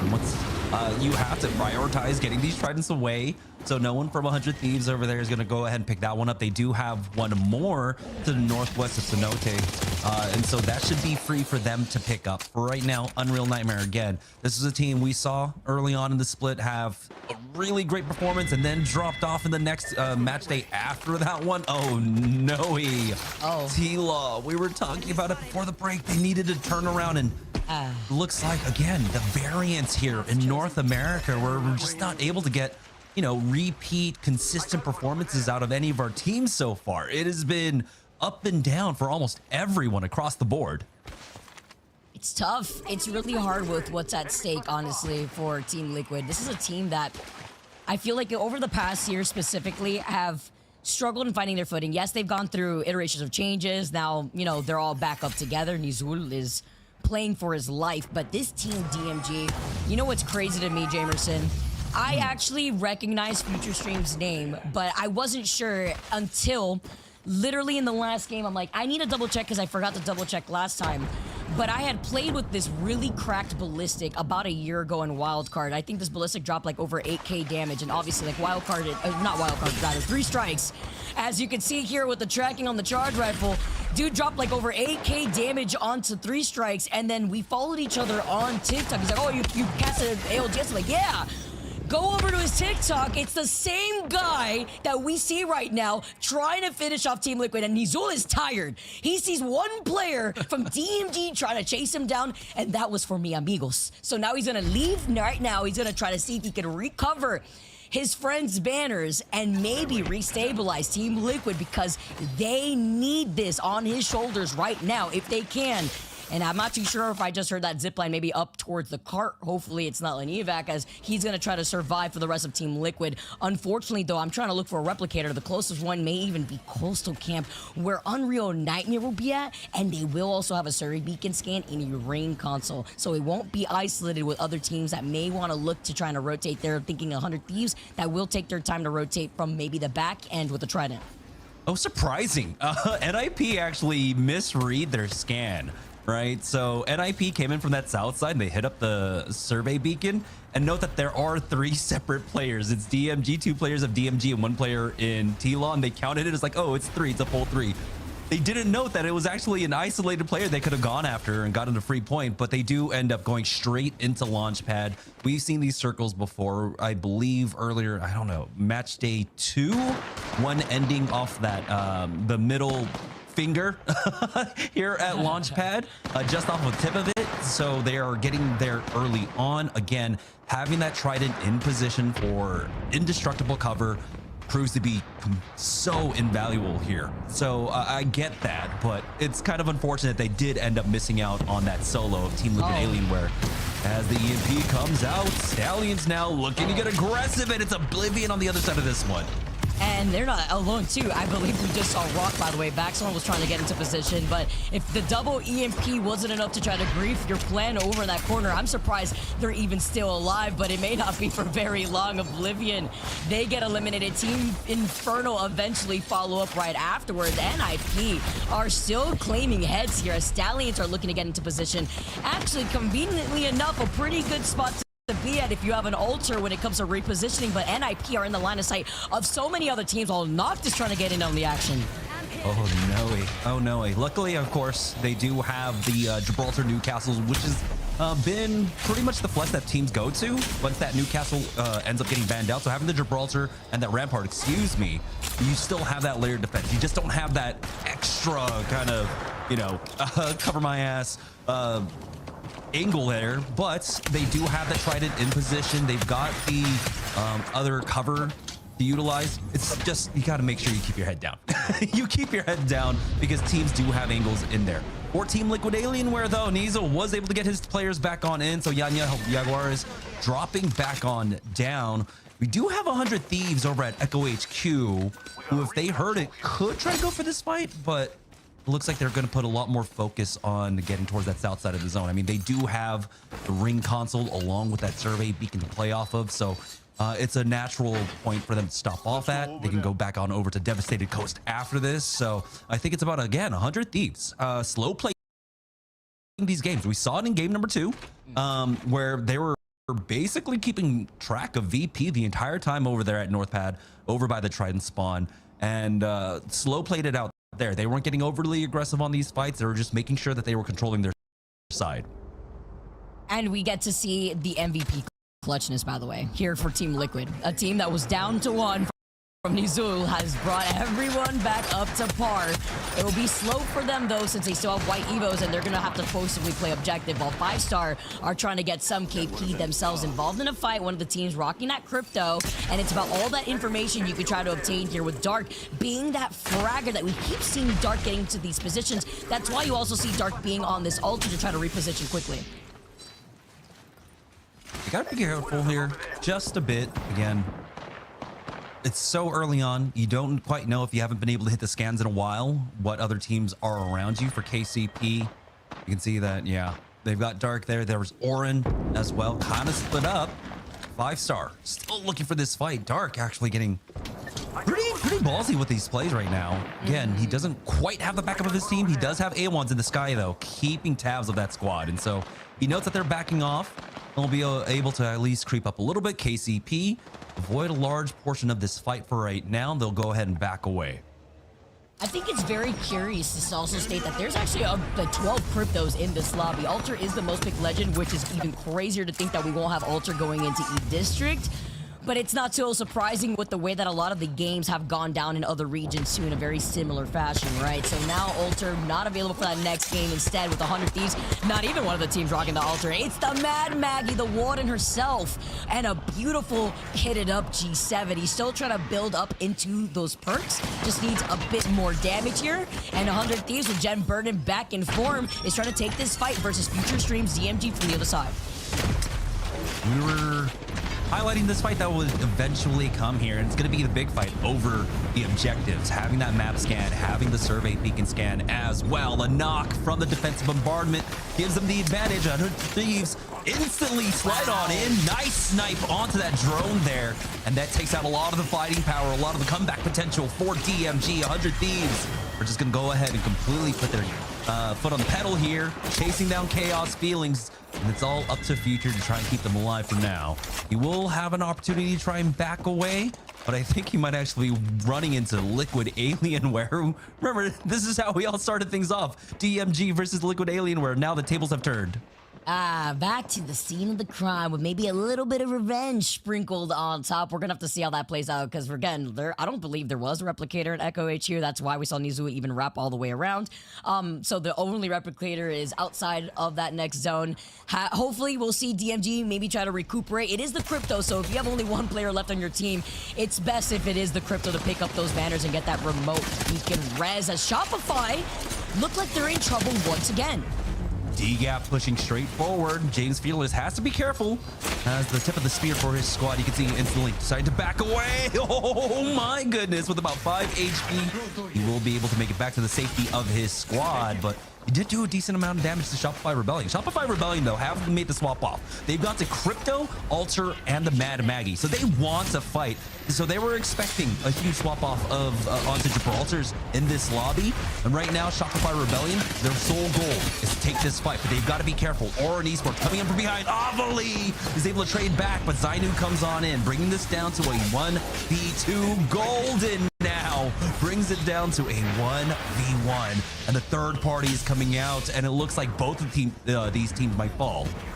Oh, looking at the side-by-side because it's a third party moving in. It's not even just a third party. Is that a fourth party I see here in the distance? And an EMP. Talk about timing. Shopify are the first to go out, which means they do not get the KP from the knocks that they just got. That also means that Shopify, I believe, may still have 0 points. They have not gotten any KP throughout the course of these last few games. This is detrimental because it's showcasing a shift of what Shopify had working out for them in the other maps, and then now looking at how they're playing into Stormpoint today. It's the Jamerson curse, apparently. Because Roadhouse on the other side for EMEA kind of struggled as well. But I still have hope. I still have hope. Shopify Rebellion, again, they are going to shift and pivot harder and harder into edge fighting style. And so expect that once we go on over to E District for them to try and find these fights. Again, I think they're trying to regain their footing on this particular composition, utilizing the crypto. Once I think they do go over back towards that Sparrow, that's where they have a lot more fighting power. That's where I've seen a lot more comfort out of them. Zapto navigating both those players on that crypto, giving them that team fight power that they really need. But right now, yeah, things are not looking good for them whatsoever. They're not the only team, though, currently sitting at 0 points, because Inferno joined them there at the bottom of the leaderboard with 20 points as well at the end here of match number 3. I was looking at them, and you know, another team that I was expecting to have a pop-off few games here on Stormpoint was actually VP, especially after their insane consistency on Stormpoint during match day 2, where they literally got first place, second place, first place with great KP, but it's just different here with the way that these zones are just not really allowing them to shine, even if they are situated in a really good spot. It's about trying to get more of these KP opportunities, and DMG, I don't know how they did it, but they get the res and they try to stay alive, and maybe that doesn't last for very long because they heard the other team who was waiting idly by. It is 5-star. The EMP, though, now sets them up for success as 5-star wipe out 2 members of DMG. That is one of the most unfortunate times. They were looking to just try and get the res to get that natural heal so they can conserve their economy, and then they just get instantly sent on. That's why I was like, why is the crypto running in? He didn't actually get the knock. Oh, he needs the EMP right now. So very unfortunate for DMG. The timing on them, unfortunately, this entire game has been pretty detrimental. And so now it's all up to DJ Killa on this race to try his best. But yeah, I think you just get the KP that you got. You get the 1 placement point here in the game. 5-star, throwing actually so much at this one solo here, but they tagged him. The rings should eventually do the rest for them. And there it is. DMG knocked down, bringing us down to 13 players remaining. We did have an interesting pull away from quote unquote fingers of Launchpad here. And so while it won't be falling directly on one of those ends, it is going to fall in between the middle of those two. So Unreal Nightmare right now, again, slow playing things on the southwest side. Stallions, they were able to recover the banner of Abraleli, but they don't have something like a Gibraltar or anything to cover a res if they have a mobile respawn beacon. I actually wasn't keeping an eye on that. But I don't even know if they'll have the opportunity. There's so many teams here on the Northeast side. Look, right on top of Stallions, you got Grow, you got THUGGETS, Rock Esports, Ninjas in Pyjamas, Orin Esports. Anyone sees that mobile respawn beacon go down, if they have one, they'll get instantly pounced on or at least obliterated by all the long-range weaponry. And it's even more tough too, considering it's the crypto player that had gotten out and gotten finished, so it's not like it will be able to remotely get a res too, so it makes it even harder as KCP are looking at 5-star. This is what I'm wondering, you know, so you get a little anxious for KP. You tap him once. I mean, it was circle 4. He wasn't going to go anywhere. I wasn't expecting anyone to take him away, but they stayed back there in that choke for so long that it took away the opportunity to time this rotate better to avoid this exact situation they find themselves in. KCP are now creeping up from behind them. They're forced to res, and everybody left in the lobby is just straight up looking at them. Do have the defensive bombardment going down, and it will secure the knock onto A1s and the kill. There's one more picked up for Jay at this point. Pioneers haven't been able to play at the same momentum that they have throughout a large portion of this split, and you could say, of course, that's natural with losing out on the firepower of Cersei. Like you had mentioned, Vicky, at the top of the show, Cersei was a massive contributor for this team. He would oftentimes just solo open up fights for him, getting a knock, getting 2 knocks, and he was fantastic. But not having that in play makes it a lot more difficult for someone like Cruelbuckle, who has been able to play off the Newcastle extremely well and have, you know, highlight reels of his own throughout this split. But again, just not having that same kind of firepower, not having the same kind of deflection when it comes to a lot of these pushes, with Cersei just being able to beam people down and force them back. Right now, though, Team Liquid Alienware try to make their way on in. THUGGETS right above them. In the middle of the ring over here for Grow Gaming, they have a few teams in their way. Masters of Evil, they've got Ninjas in Pyjamas, Orin Esports, and even Rock Esports just off to their side. This is going to be a very difficult rotate for them. They do have that altar to utilize, but you can see as soon as they poke out, so many teams have angles on them. This is going to be so rough. See Cruelbuckle popping off in the feed too, and I just shout out to Cruelbuckle with the way that they've been able to try to reconceive with what this changeup has been, but it's up to Jay now, as we don't want to jinx him. KCP trying to stay alive. Oh! That was a little scary. I always catch a little bit when a Watson's trying to do Watson things, but with the Rampart and even with the slowdown, the PK and the tracking is more than enough. While Rock are paying attention to the fight that's happening right in front of them, that just looks like death corner, because every single team we see trying to hide in that same exact spot has just fell to their doom. And now Saucer here being on that crypto, it does get destroyed, it looks like here. They're still just continuously trying to harass them, even with this team still having a little lip of cover from the Trident. Oh, you can see the slide in from Pioneers. They were looking for the third party the entire time. Jay picks that one up, but Vaxlot answers back with that knock. They do have the Gibraltar to keep them safe. You know, even though we don't have a Newcastle, we still have the Jibby here. Still great for that res, for that shield. KCP are able to instantly pivot, spot the Unreal Nightmare, or trying to take up their spot, and with a shot like that from Mav, and a second one to follow up. Huntsman was coming in for the backup, and now he's down. The Gibraltar is out of this one. Mav charging forward, they get the second bubble, and they will be able to clean up Unreal Nightmare, but they can't lose anyone. There we go. Cruelbuckle does fall, but fortunately for them, everyone else are just busy with their own threats. Liquid Alienware and THUGGETS on the south side, surviving with each other. Orin, NIP, along with Masters of Evil, they're on the northeast. 100 Thieves having to keep an eye on THUGGETS and Liquid Alienware, but here we go. The rotates on in, and THUGGETS get knocked out of the sky in that Trident, and now Pioneers shifting once again to play off of momentum. Dude, I love Apex. I love Mav is going crazy, by the way. Like, imagine showing up. We're here talking about Cersei. Mav is like, don't worry, you put some respect on my name. You don't know the business that I've had to put down in collegiate Apex, because I've heard that Mav has popped off before, and here Mav comes through with the rest of KCP alongside Jay and Cruelbuckle after making this transition now, circling right behind T-Law. There comes the Wrecking Ball. There is a Sheila, but they're not afraid. Team Liquid Anywhere out 100 Thieves as well. The third party from Masters of Evil. Pioneers have taken very little damage. Never mind. Cruelbuckle will buckle at that. Mav tries to hold the line with that PK. Legatron on the other side. Jay is still alive. It's now Orin Esports coming in for the third party, and Orin Esports clearing out that north side. Charge forward to the south to clean things up and pick up the win. That's going to put them in first place overall with 38 points.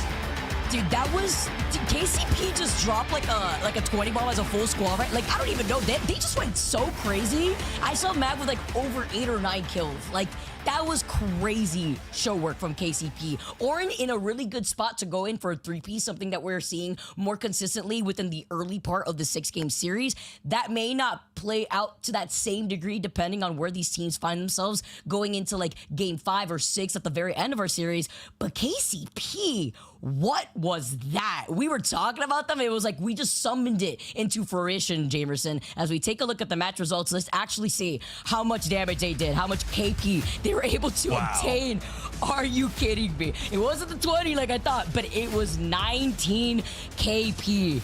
19 KCP, I guess, with the way that they've been just the way they just moved together as a unit was crazy. But Orin taking that dub with also 8 KP, that's a lot of points for them to walk away with, especially looking at how consistent they've been thus far on Stormpoint when it comes to trying to call out when they want to take some of these fights or when they've fallen short. I believe in the last game, they fell in the middle of their rotate in 13th place with only, I don't even think they had any KP, so this was pretty big for them. Yeah, and particularly for Orin, they had one of the harder end games there, right? We saw that big pileup of teams, 3, 4, 5 teams still alive there inside of Launchpad. And so for them to be able to basically survive that entire thing is already a miracle in and of itself. KCP, I think they might have gotten a little bit lost in the sauce. We're chasing after all these kill points for themselves. And you know what? I don't begrudge them for that because they put up an amazing performance there. But it was crucial that they don't lose anyone on that fight whatsoever. And we saw as soon as that happened, Orin Esports, again, all of our teams here in Americas, they understand what is the win condition here. What are we waiting for? We see the trade. We go ahead and charge on in. Orin Esports saw the trade and they go in and deal the death blow at the end there. So that's a great performance coming out from them in the first half for both those squads. Certainly was, guys. And, you know, Orin Esports finding a way up to the top of the leaderboard. Wouldn't have expected that, but I think going in hand with the theme of embracing the change, that's what the rest of the lobby is going to have to do here in E-District, as Orin have taken a commanding lead, especially with that win there. And it's looking like a smooth set so far. We'll see if they can continue on that. Vicky Jamerson, great job on the cast. I'm back here with you guys, Rain Day as your host, and you know we've got some fun things to head into this halftime as well.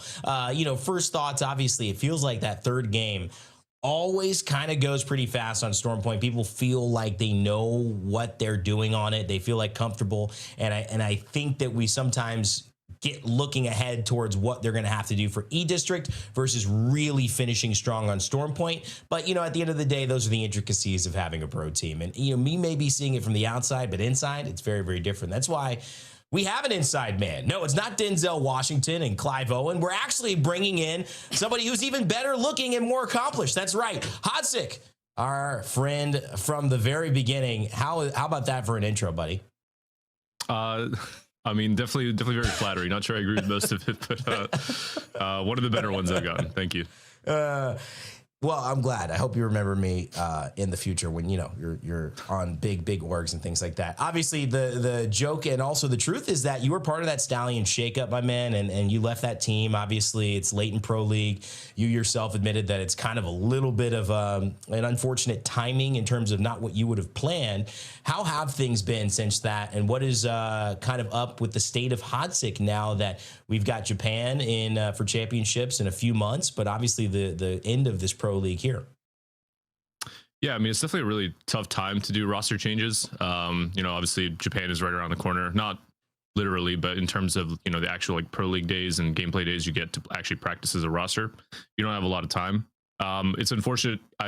For me at least, I feel like it was the right move for me to part ways, but it's sad because, you know, it's like a whole year's worth of work put in to potentially miss Japan, despite having the capability to go. But I have faith in the rosters, though, both sides of the coin there, and I think they'll do hopefully great things come Japan. We're still a long way away from there. Well, I want to let Vicky and Jamerson talk to you a bit, but I want to set up the easy kind of lowball question first before they pick it up, which is, what are your thoughts after 3, match day 6? We've got all these new patch changes. You know, what is the impact maybe you expected? What is the impact that you've seen after 3? Yeah, I mean, so far for the most part, it's basically nothing has really changed too much outside of maybe gun meta. You know, people maybe picking up a little bit less of the 30-30, a little bit more of the scout. But I mean, honestly, I'm just really surprised at some of the teams and how difficult it's been for a couple of the big names. I mean, obviously, like most notably, I think right now, at least, is Shopify Rebellion. I mean, it's just the first 3 games, and that roster has every capability to come back. But card POIs are extremely rampant right now in Stormpoint, and it's almost always prioritized now because Newcastle, Gibby, Caustic, at least straight out of the gate, super good. We're in a very defensive meta, so to see, you know, card POI teams, especially one as strong as Shopify, not do too hot is really surprising. So, but they're a roster that can bring it back very easily. Hotsec, I got a question for you.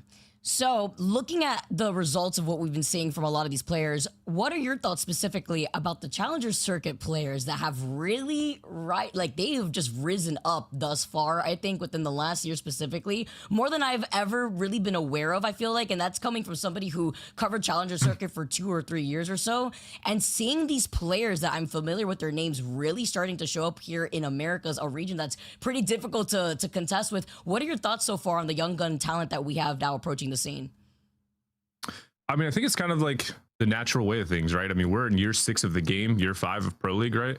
A lot of these names that you see on the leaderboard are a lot of the same names you've been seeing for years. So I think we're kind of in that part now where we're getting to the next generation of players, the next generation that's really hungry, that really, really want to succeed. And it shows, right? At the end of the day, even though it's no shade to like any of the veteran players, they're still as good as they've ever been. It's just the game's evolving, and if they aren't as hungry as they were when they first started, like a lot of these younger players are, it's not going to be too hard for them to be overtaken in the long run. I mean, the game's evolving a lot, and if you don't evolve with it, it's going to be really rough for a lot of players.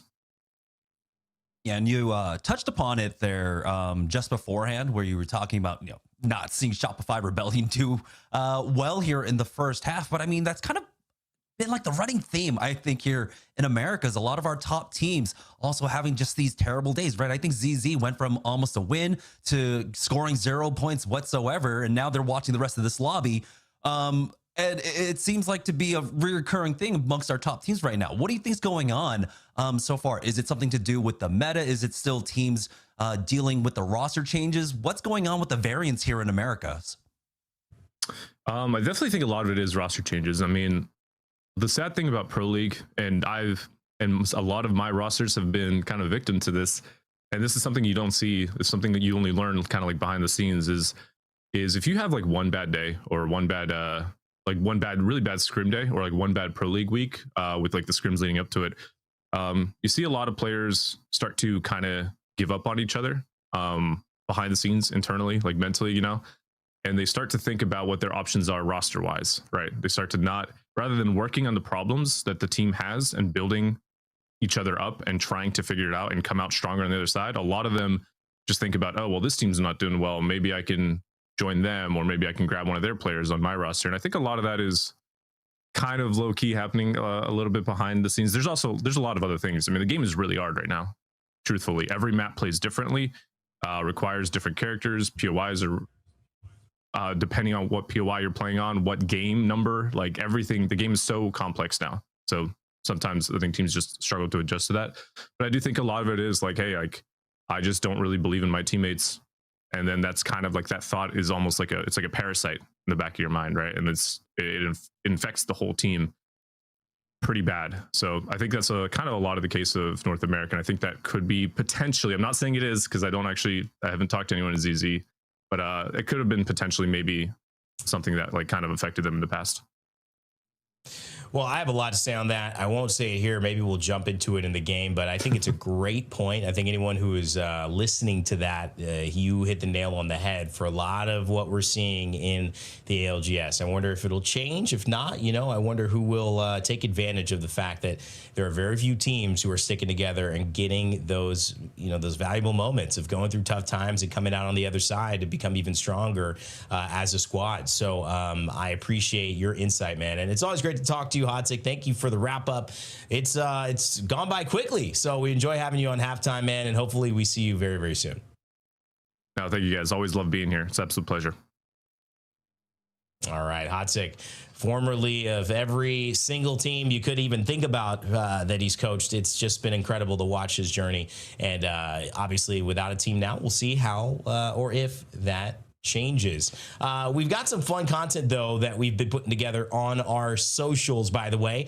And if you want to check it out and you need an incentive, check out our giveaway on TikTok and on Instagram. 11,500 coins on each one of those platforms means you get a chance to get some serious coinage if you just follow. You know you have the accounts already. Come on, you got to. And then go ahead and make sure that Apex is one of those following accounts that you've got. It's easy to check it out. And if you still need more of of an incentive, you got to check out some of our content that we've got going on. Some great shorts. We played them in EMEA. I don't think we'll have a chance to play them now, but they're really fun. Guys, before we let go, Vicky, what were your thoughts on Hotsick's last statement there, heading into the inability for teams to kind of have that long-term vision of each other when mistakes happen? What's your takeaway from that? I have so many opinions off of this, just only because I'll keep it short. Keep it short, pal, because we're running out of time. I know. Vicky, start the game. Sorry, let me push the big red button. But when it comes to what I feel like Hotsick and I have had a lot of conversations about this, and then Snipedown too actually has joined in and chimed in with his opinion. But coming from an FGC background where it's a 1v1 environment, the only thing that a lot of players blame their misfortunes is either they're playing a worse character, or it's not a great stage, or they got counterpicked on the stage in a bad matchup. And it's really difficult when you're in a team-based environment, and it's easy to expel a lot of that blame away from you and not really leaning into your own faults and what you could do and what it takes to build something up as a team, to have that cohesion, to have that foundation. In my opinion, I feel like being able to keep that continuity really helps out teams in the long run if you get to see that lengthy team stick together. Well, I think it is a very important message. We're going to have a little bit of a chat about that as well as we get into Game 4. But thank you, Vicky, for your thoughts joining Hotsick. Thanks for your cast over these last few games. We'll see you in a bit. Jamerson here, man, on the mic, ready to get going. I guess I'll pass the baton to you. Is this just the natural state of affairs that the world is in, where people are just, always one foot in, one foot out? Or, do you like a lot of these decisions that we've seen in Apex and these roster swaps, especially lately?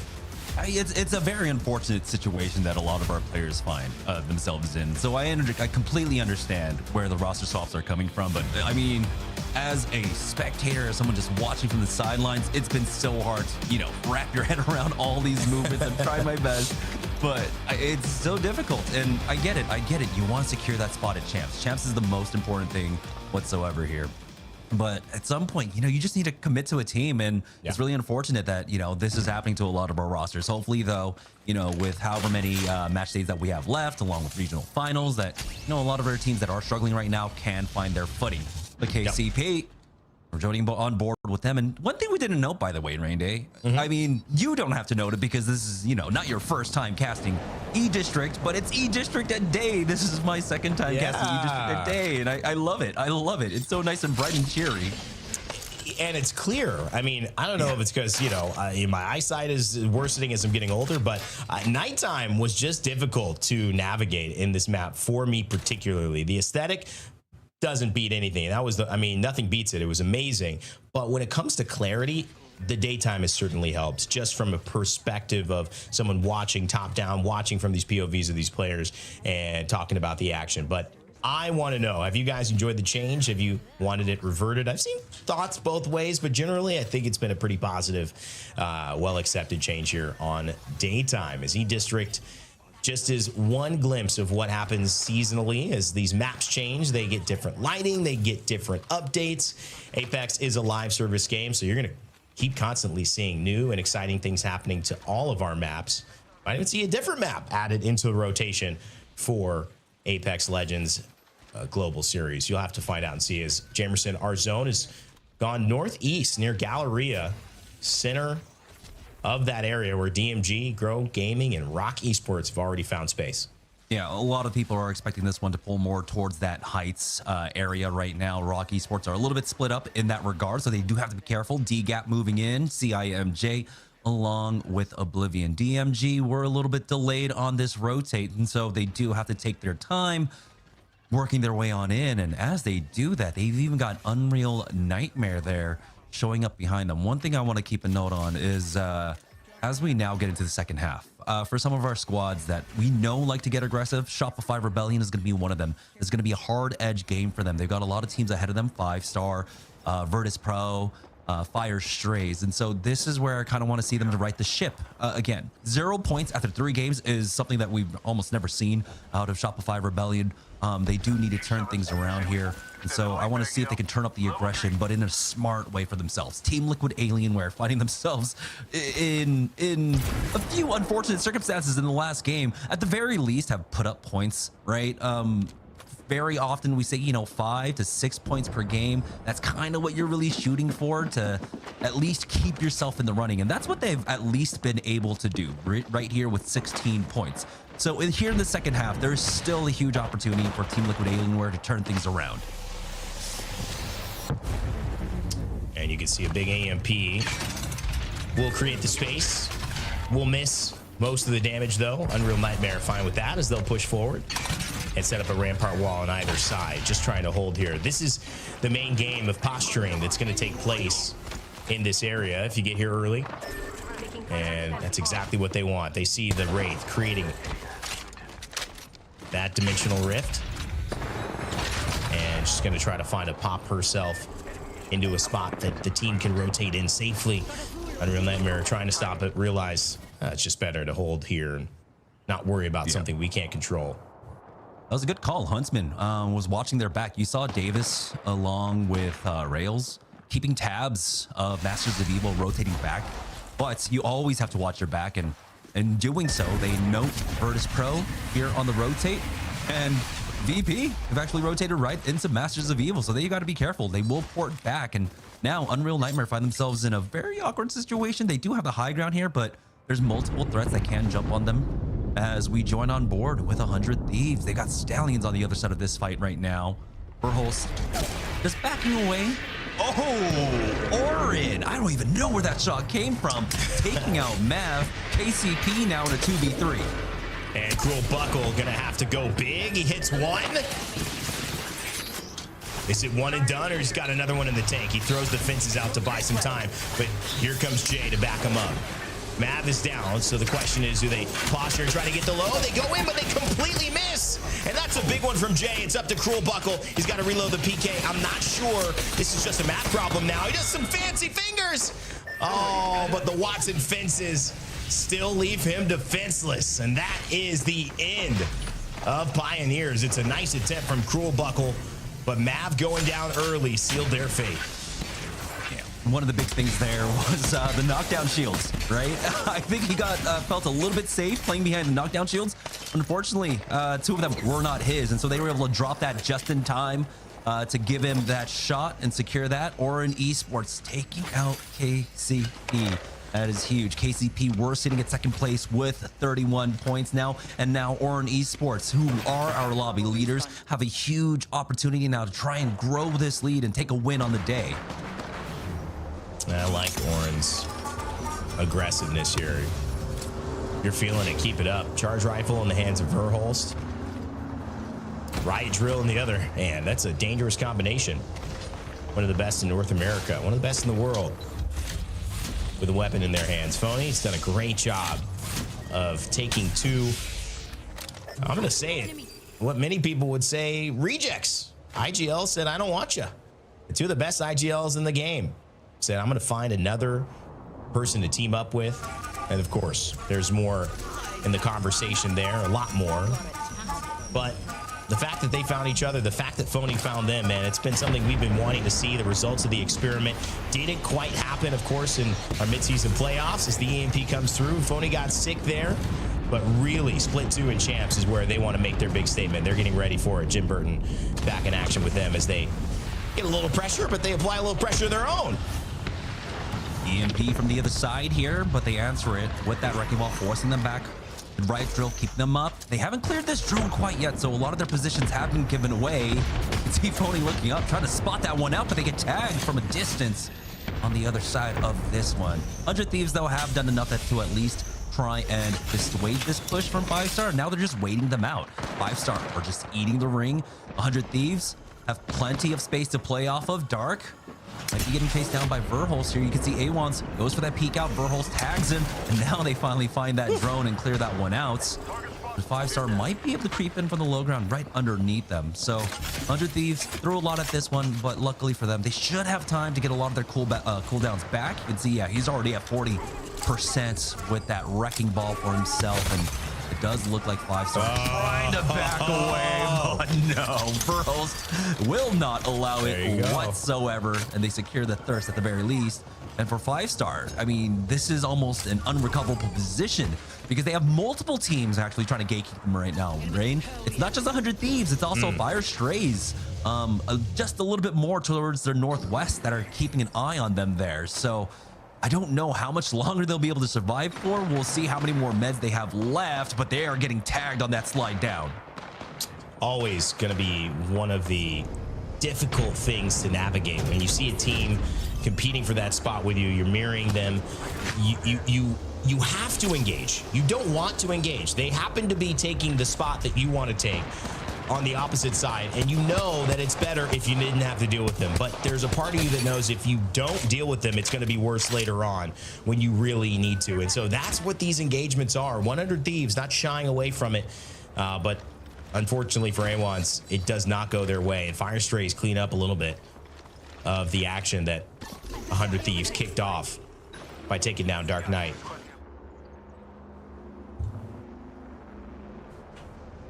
And now things have settled down just a bit. We had a lot of early action there on the northern side. A lot of teams trying to rotate there, but we have a pull now over towards Uptown. We've even got the Mythic Bin spawning over there. I think Orin might be the best in position to try and secure that for themselves. Orin Esports, they're definitely getting the best of all the spoils right now. Shopify Rebellion finally getting their first point on the board here in map number 4. But again, this is a squad that is looking for these isolated fights. They've got DMG on the other side of this one. Zainu clearing out a fence, and oh my goodness, Chaos Feelings caught looking the other way. EMP now to back things up and slow them down, and he's down to 1 HP. Shopify Rebellion, this is the team fight that we're looking for. Picking apart team slowly but surely. They need to pick up the rest of DMG. They need to do it fast. There are a few teams looking for the third party right now. And with future streams going down, Shopify Rebellion pick up 2 more points there. And maybe shortly they'll be able to pick up the third. No, they're going to go ahead and slow things down just a bit. Unreal Nightmare, we're even keeping an eye on this one. Huntsman got instantly tagged. It looked like VP came in from the other side of this one. And so now Shopify Rebellion, they've got a really good understanding of what's going on around them. Multiple third-party opportunities. And here it is. Orin securing that Kraber for themselves. All the gold weapons. This is huge for them. Orin Esports have already a great position down there on the south side. They can try and wrap around up through NIP, through THUGGETS. And the Kraber is definitely going to be the key to try and punch through a lot of those defenses there. For 100 Thieves, though, they're still dealing with this north side. In time, too, they're moving here with about 40 seconds left to go before the ring closes. They have multiple teams in their way. We mentioned, of course, Strays were off to their west beforehand, but they were able to cut them off. And now Grow Gaming looking to gatekeep here on the northwest side. Meanwhile, Stallions eliminated. They will go down. That's Albreleli's iteration of that. Donnie and Shuby. Another nice riot drill from Verholst. Working on 600 damage, trying to get up to 1K. He'll do a little more work with one of those grenades, and now it's up to him to take down Crook. One big shot, and not yet another enemy. Well, he's going to go down easy. At least Cersei will follow, and that's Fire Strays out for the count. So both teams, Stallions and Fire Strays, fall within about 30 seconds of each other. Not giving us any indication of which team has benefited from the trade or the shakeup of the rosters so far. But maybe the story that we need to be paying attention to is Shopify Rebellion. There is a little bit of an energy in the way that they're fighting. Some synergy, some to me, it's like they've got a velocity to the way that they're attacking these fights, and that's a dangerous Shopify Rebellion, Jamerson. If they get in motion, it's hard to stop them. Yeah, I was kind of hoping to see the Sparrow swap off for them, just to have a little bit more firepower, a lot more movement for that composition to utilize. But they haven't gone for it quite yet with the Watson still in play. Oh, Verholz just took a little bit too long there. Keon finds that knock. They will be able to secure that first as well onto 100 Thieves, who have been doing a really good job throughout the set so far. I think one of the few mistakes that we've seen out of them. And, you know, that's great. I mean, 4 maps in, that's one of the first mistakes that we see out of you. That's still a good sign, ultimately, for them. Right now, looks like Grow Gaming are trying to turn the screws on them, trying to find an angle. Just don't want to overcommit onto this quite yet. Orin, we were talking about them securing that mythic bin and utilizing the tools there to try and punch their way through all of these teams. Team Liquid, Alienware caught up in a huge scramble. Multiple teams over there at Heights right now. We've got DGAP even getting involved, CIMJ, Team Inferno, Masters of Evil possibly to rotate up here. Throughout all of this, though, VP end up going down, bring us now down to 13 squads. EMP onto Team Liquid Alienware, but no pushes quite yet. Yanya on an off angle, keeping tabs on CIMJ right now, who are rotating right into the Masters of Evil. DGAP bringing in James Fearless, so getting their squad back up 2 or 3. And I think 100 Thieves have been able at least to get the banner. I'm not sure they're going to be able to survive much. No, they went down at 15, so that will spell the end of them. Liquid Alienware, though, another team who we've been waiting. When's the wake-up call going to happen? They've missed the first one. They could blame it on the hotel. They missed the second one, blame it on the cell phone, didn't go off. Kept it on Do Not Disturb. But this is the final wake-up call. They've got to get there. They are close to, without the performances they need, not qualifying for champs. They're one of our most storied teams here in North America. And Orin Esports, they could care less. Grabbing their teammates back, leading the pack, 45 points. Another win here would certainly put them in contention for a win on the day, but a lot to be done, and Rock Esports knows it. Playing Deeds with the Catalyst. He did so well with this Newcastle earlier on, but now it's Deeds jumping in with the EVA 8. One of the few we're seeing in this lobby. A rocket drill from underneath as well from Vaxlon. This is great play in rotation, and Masters of Evil are no more. Usually you drill down. They drilled right I never thought about drilling up. Yeah. Good awareness at the very least, because honestly, yeah, I don't think you often think, yeah, drill up. Drill up. But that was excellent usage. I also liked how they were trading out players, right? As soon as someone needed to reload, they sent someone else on up. Ooh, THUGGETS. It's going to be Team Liquid Alienware catching Orin now, rotating back on in. Now, THUGGETS finding an angle. Gonna be McLovin. Drop down low. THUGGETS have to back away. Reset themselves, but Din ends up getting caught out. He's taken out. Now it's all of the Dan Mantic here. Try and keep his team alive. It's Unreal Nightmares. It's NIP right above them, and things are looking difficult. THUGGETS will get knocked out. NIP now have to try and traverse across this. They've got about 30 seconds before the zone closes in, but you can see Unreal Nightmare want to try and make things difficult for them. Yeah, Unreal Nightmare will just go ahead and slow things down. They've played very, very well. I mean, definitely been a nuisance. I'm a little surprised that they didn't full commit onto the NIP push when you're talking about THUGGETS. Dan Mantic went 1 foot in, 1 foot out, and it got both of their teammates caught. And so that's not going to work out. NIP just had a better position. And here it is again, Unreal Nightmare. This time, are they going to commit? I think they're going to full swing this. But McLovin responds. My goodness, stop that man from Hawaii. He's not actually from Hawaii, but you know the joke. NIP taken down. And another one, Orin goes down. That's the leader of the lobby. Now Team Liquid Alienware on the move. Here in 9th place, looking to add a few more to the tally. They've got Oblivion ahead of them right now. And so, yeah, their main tool to get past this is going to be this Wraith Portal. As they get past, we'll go ahead and get past these Watson fences. And oh no, he's stuck. Defensive bombardment down as well. They have plenty of time to get back on in.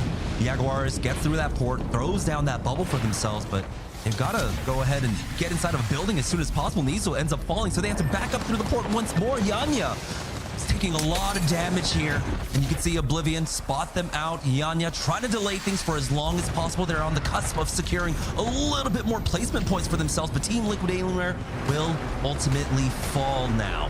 It's going to be DGAP and Oblivion here on the southeast side, but on the north, we got Grow, we got Rock, and we had Shopify Rebellion. but Grow Gaming will go ahead and finish them off, stopping the momentum of Shopify Rebellion.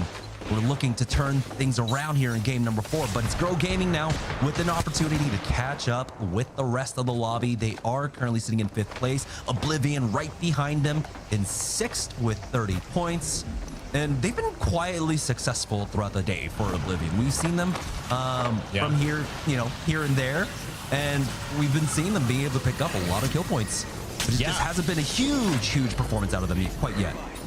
Well, I think a win here would change that, don't you? Certainly would kind of put them into a good position to be talked about a lot more, and that's kind of what you want. Stay in position. Grow Gaming, just like I saw with Furia. I don't know if it's Keon. I don't know if it's dropped. I don't know if it's Nox. It might be the combination of all 3 of these. I highlighted the experience, and yet again, they find themselves in a top 5 situation. Quietly, but a little bit more with a few thunderous moments, they've made themselves known, and that is where Grow Gaming have a chance to take it to the next level. 35 points, 33 points to their name. 1st place in the lobby, 47. That's Aura. They are out. So every point won here, every point earned gets them closer and closer to leading the lobby. That is so scary. When you're Gibraltar, you throw down your bubble, you see a riot drill there, and you're like, okay, when does the Maggie Ball come? Well, not quite yet for Oblivion. And these players can just wait it out. They've got the position. You can see Knocked and the rest of Grow Gaming trying to find the angle onto them. But they do themselves have to be careful. Unreal Nightmares will be the next team to fall. Now this leaves us with 5 teams remaining here. And it might be 4 in just a moment. Grow doing a great job from this high ground position.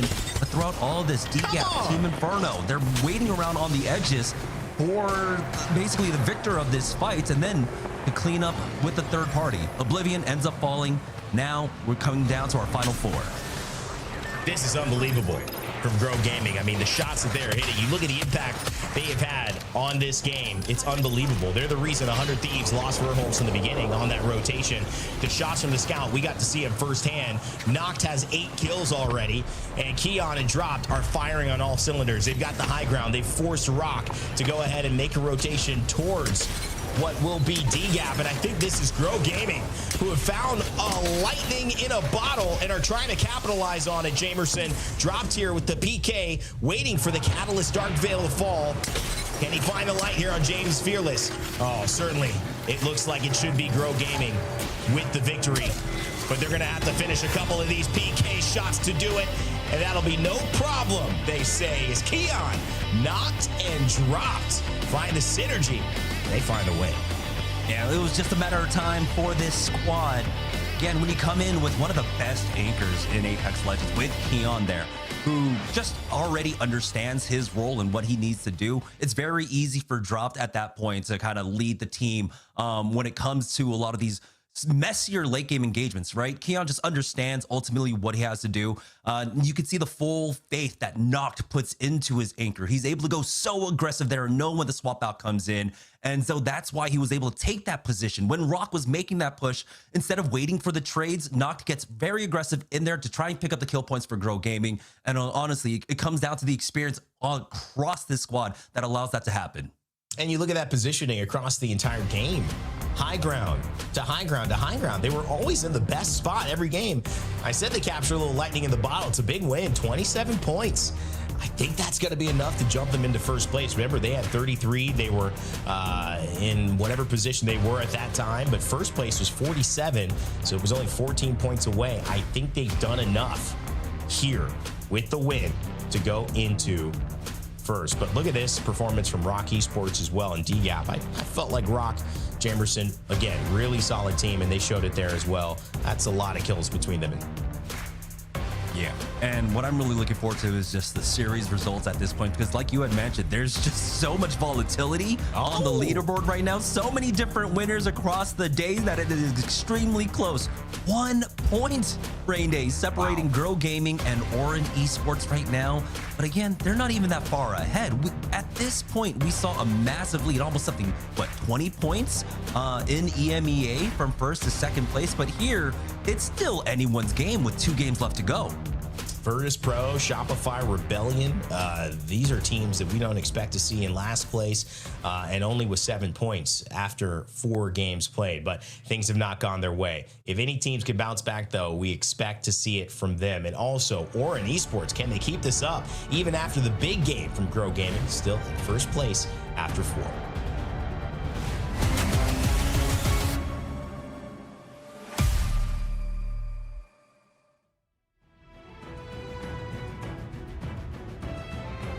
Shield battery gets a bit of a reset on the health.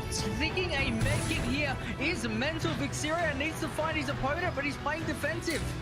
Yeah, Dexter gets the full reset. I don't like Vixeria letting that happen. And Gen G, don't worry about it though. It's the PK and Team Mango.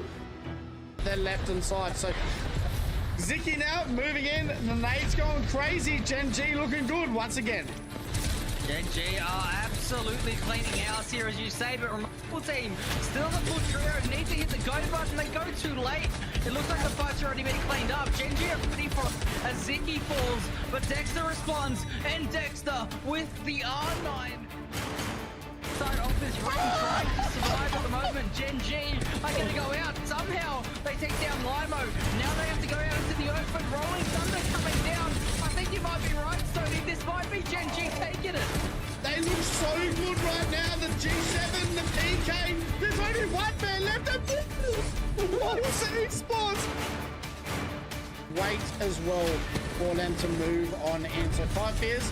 Looking really good at the moment. But D-Cross Gaming also 16 kills in this game. And that crypto drone is going to be everything. If they can get an EMP off, that is going to... As we can see, DCG going in. Peacekeeper comes out, and DCG on the high ground, smoke everyone out, and it looks like Gen G are going to take this one. Man, he has 300 damage and 2 R9 guns in his sleeve. Gen G looks so good right now, but they've overextended a little bit here. Why are they not fighting each other, the other teams? And they're going to lose again. Renten get the win. Right here, but Bufferfit does help the cause for Gen G to somehow stay alive. Oh my God! What is going on? Bufferfit with a beautiful clutch. Somehow Gen G is still alive here, and this is going to be an easy Silly Billy's victory in game number 6. Again, Renten get the win.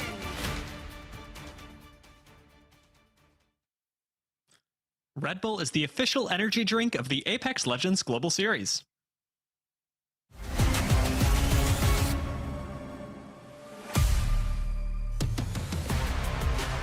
The competition is tightening up right now. 4 games down, 2 more to go. I'm back here with Jamerson, and Jamerson, we just got to see Grow Gaming pop off 15 KP going in favor for Grow Gaming, and they are trailing right behind Orin Esports. Yeah, again, it's another one of the rosters here in America where you know the potential is there for them to play like this. It's just, we need to see that consistency. We need to see them be able to play like this at all times. And that's the kind of competition that we have here in Americas right now. And I think that also might be one of the contributing factors when we're seeing the variance in play. This is just because at any point, so many of our teams here in the Americas can pop off like this. Yeah, talk about, by the way, timing on making sure that that EMP was not going to be deployed there, too. You guys were able to take us through this final zone amazingly, Jamerson, between you guys and Rain Day. And Grow Gaming, though, with knocked up on high ground and not giving up this space, it's about putting in the pressure, because sometimes in a zone like this, especially when there's a catalyst that you have to worry about, just making sure you know where everybody is at all times, where you're not overextending, because you still want to get the dub, because it's still very winnable. Here on E-District, there's so much cover you can work off of, and it was a beautiful, patient, cathartic play for Grow Gaming to just move up and then take onto the roof.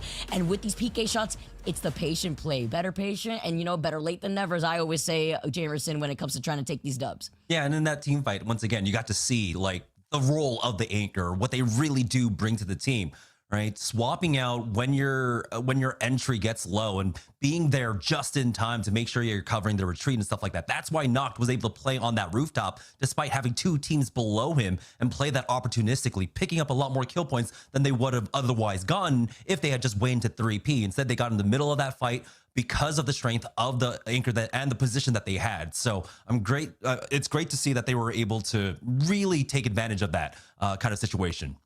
And it's crazy too, because we saw, I believe, an equal pick between Watson and Wraith. And as we now move on to game number 5,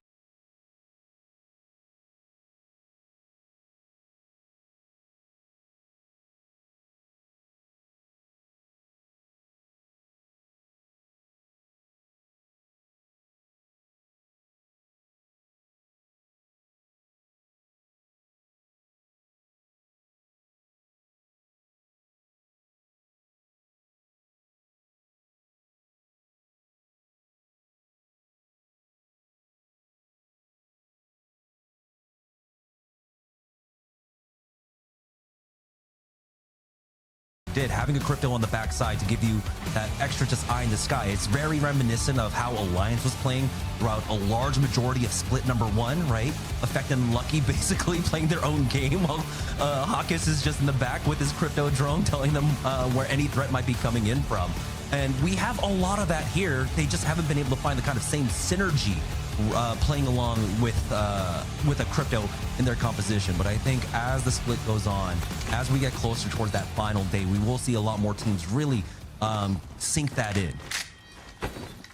We had a lot of theories going into what we may actually see, because not only with the different map layouts that we've had rotating in for this week's games, but the way that crypto has now also integrated itself differently compared to what we had seen in EMEA. Yeah, we had some cryptos, but it was a lot of counter plays that it was utilized for. And now seeing the inclusion of Rampart going into this lobby, again, Catalyst, it may not destroy the Catalyst wall with an EMP, but it does destroy those barricaded doors. And when you're coexisting with so many teams on E District, looking at where that zone's pulling, there's going to be a lot of potential here for those teams that are rocking that crypto to utilize the EMP to get rid of the damage amp barriers, not the entire barrier, but at least the window that the Ramparts provide, as well as those barricaded doors that the Catalyst does.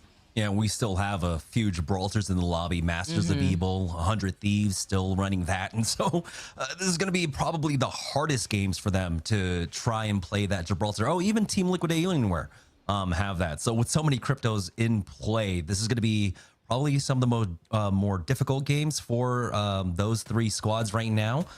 We are getting a very Western pull this time around, and so the ring is treating us to a good tour of E District here. You can see teams have already moved in.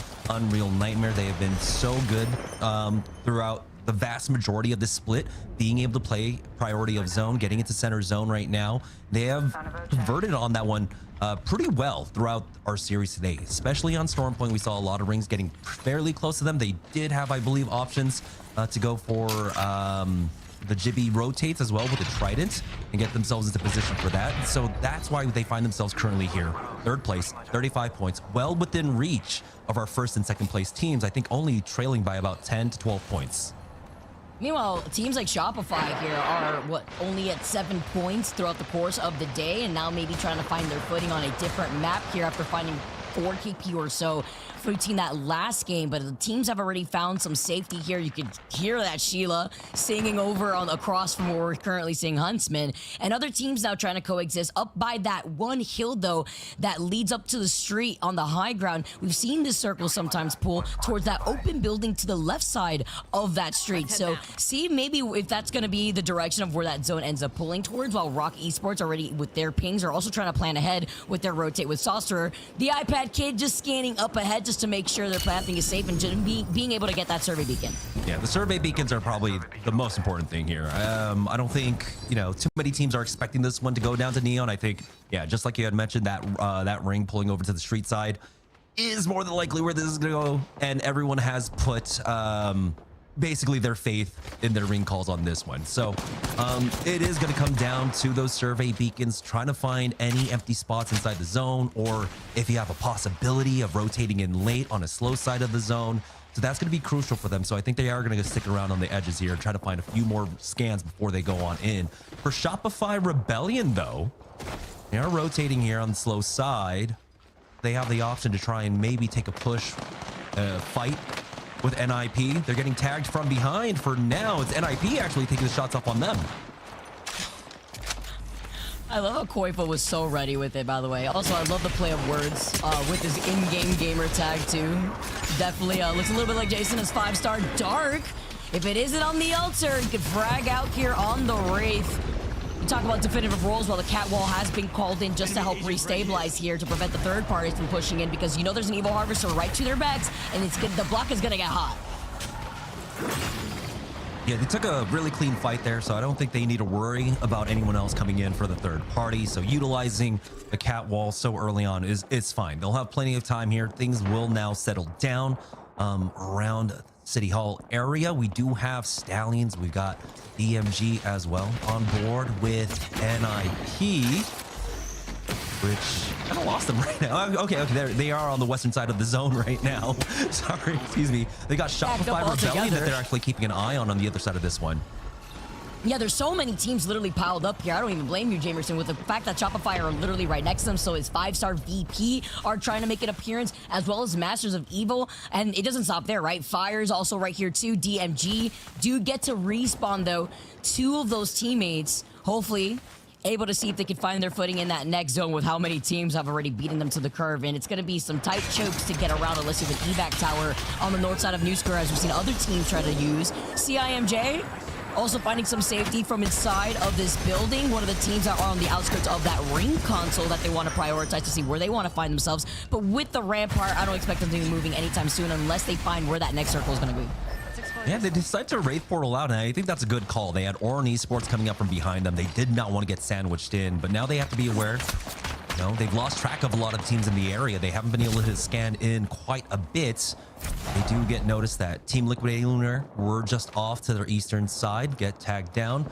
Now they're actually rotating into Pioneers. I think they might have just been scanned by Crypto Drone, possibly. And now this is actually kind of awkward for KCP. They have 1 player trailing behind and 2 players up ahead, currently inside of Blossom. So that third Pioneers player has to be careful here in the back. And that is, yeah, Jay bringing up the rear. CIMJ, we're not able to move into position to cut him off. And so Pioneers will be safe for now. Good on Pioneers to at least play patiently and isolated over on the complete west side, where there is that evil harvester and still a survey beacon if they haven't been able to access that already. But it's their presence that they just want to be able to oppress the teams that may want to have that information. Looking at that next zone pool, though, if they don't have that information, they want to start moving soon, because VP are looking to gatekeep them, and they are one of the teams with the ramparts too. Yeah, Pioneers, though, will be able to hit that scan with the drone, and they'll know where VP is. They actually spot out one by himself currently, forcing out, I believe that was probably the Wraith Q to get back into safety. So Pioneers kind of brute force their way on in, but they have a lot of resistance. NIP, Shopify Rebellion, VP all set up here on the western side, and all 3 of those teams are immense threats for Pioneers. They have to be careful here. Fortunately, the survey scan doesn't tell you what teams are on the other side of this one, just which player, or you know, how many players they are there. That radius here with a Crypto Drone just flying around. I'm just trying to get rid of that with the other Crypto, just trying to get information on where KCP is. We could assume that's probably VP here, or it could be Shopify, who are over to their north side. It's Crypto galore in this specific game, honestly. The sky is congested and slowing things down, just waiting to see where that next zone pool is going to be. Maybe the smartest thing KCP could opt to do here, considering they don't have that ring console information. Yeah, CIMJ have moved into position. They'll probably be able to deny the next scan for them with how long they're delaying this rotate in. CIMJ should also note all the shots that they're hearing off to their east. For Oran Esports, though, right now, again, this is the team currently leading 47 points. They just want to make sure that they don't go down early. We still have 20 teams alive here. With Ring 2 closing in, and so they are not trying to brute force anything whatsoever. They've got Oblivion ahead of them, controlling that choke right now. THUGGETS in the choke beyond that as well, and so they do need to come up with a game plan here. They'll have option to hit, of course, the survey beacon along with the map scan, then find a way on in for NIP. They're one of the teams that were on that north side. And it looks like they do have a relatively safe position. Plenty of coverage around here on the viaduct or aqueduct. I don't know what these are called. The canals? There's so many different names for that. Yeah, canals, lake. I mean, technically not a lake. I feel like that's kind of more like Storm Point's chick. But yeah, I guess like canals here from what you've been saying with these side buildings too, with these isolated zip lines. But there's also so much of these walls where it would have been nice if you would have had an altar going into this. But we had said goodbye to altar very early on within our series. Game number 3, after that, no more altar. And with more teams now making their rotate outside of City Hall, you can hear it in the distance. Stallion's team, Inferno, Ninja Pyjamas being one of the teams to rock the Seer, by the way, too. If everyone wondering at home, where's Seer been? Seer's been trying to run through my lobbies. Second most picked legend right behind Ash, who at one point wasn't number 1. She was like number 2 right behind Seer. And it's because right now in these type of lobbies, you have to make the decision between trying to play optimally for the very end game. You want to bunker down here if you can, and it's even better if you have a crypto drone being able to get these scans rather than having to forcibly overcommit with a Seer trying to get a survey beacon. Yeah, for EMEA, we saw, I think, something like 10 Seers, I think, by game number 6. And it's just, you know, a lot of buffs came in, but I think it's a testament to the strength of our very strong early legends, of the Watsons, of the Altars, of the Caustics. And so you can't deny the strength that they play, particularly starting off on Stormpoint, the Newcastle as well. This is going to be nice for 100 Thieves, being able to pick up this mythic bin for themselves. They have a lot of this side of the zone also free for themselves. I believe it's THUGGETS playing that choke point just off to the left of them, and not too many other teams actually rotating here on the eastern side. So 100 Thieves might be able to just walk up to that choke for free, possibly take a fight up against THUGGETS, or, you know, wait for a team to try and work their way through that choke and then coming for the 3Ps. So for 100 Thieves, who have been playing extremely cautiously, extremely patient throughout the vast majority of the day, this is another game where they can capitalize off of that slower play. And I like the different pace too, right? You've integrated Jen coming right back into fruition with the rest of this team, trying to showcase their form, and KCP already involved in another fight, it looks like, with Mav having the high ground. Looking down, it was CIMJ that were not only forced down, it looks like one member of CIMJ may still be on the high ground. It looked like that crypto as Mav slides in PK shots as KCP lose out on their crypto up on high ground. So it was a slight trade, but way more in favor of KCP to get 2.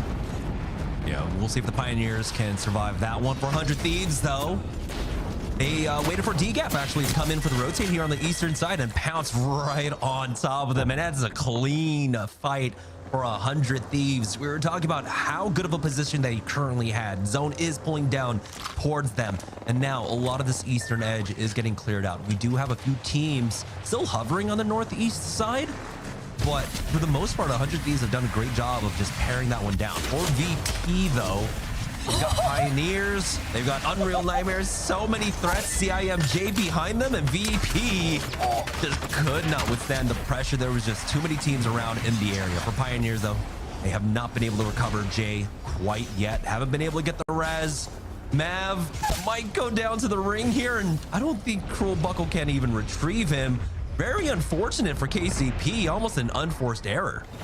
Was it worth it? Was it worth it? That was almost diabolical. The way he was camping out the other side of that raid portal, he knew he was going to take it anyways, but it cost him getting knocked by the ring. He didn't have enough time to fully restabilize, even though he was able to at least get that 1 KP. As he walks away, we're going to have to see if they're going to try to reset here, as now more teams seem Liquid. In a zone like this, we know that there's so much space you could just coexist with other teams here, and with the ramparts and these walls, it gets even better. That's why you're seeing the Wraith come through to help out with more of these rotations, while the crypto drones just help scout ahead. And then you talk about spacing when it comes to those few gibbies that are still in this lobby. Looking at this next zone pool, though, is crazy. Look how scattered everybody is right now, because these teams did not have access to a ring console, minus here, in this case, Rock, who are right next to the City Hall ring console, but they were also being looked at Team Inferno behind those rampart amp walls. Yeah, on the south side, though, they had a fair good idea of where this ring was going to pull down, but man, that pileup of teams on the northern edge, the fact that we still have 17 teams still alive in this ring, means absolute chaos is about to break down here on the north side of the zone. Team Liquid Alienware tried to port past Orin Esports, But unfortunately for them, a lot of teams were able to make it there beforehand. CIMJ, we saw, I believe, using a port to get underneath Unreal Nightmares right now. So currently, we got 3 teams stacked up. Rock Esports, though, trying to take this fight up against Team Inferno right now. They've done some decent damage to Exotica.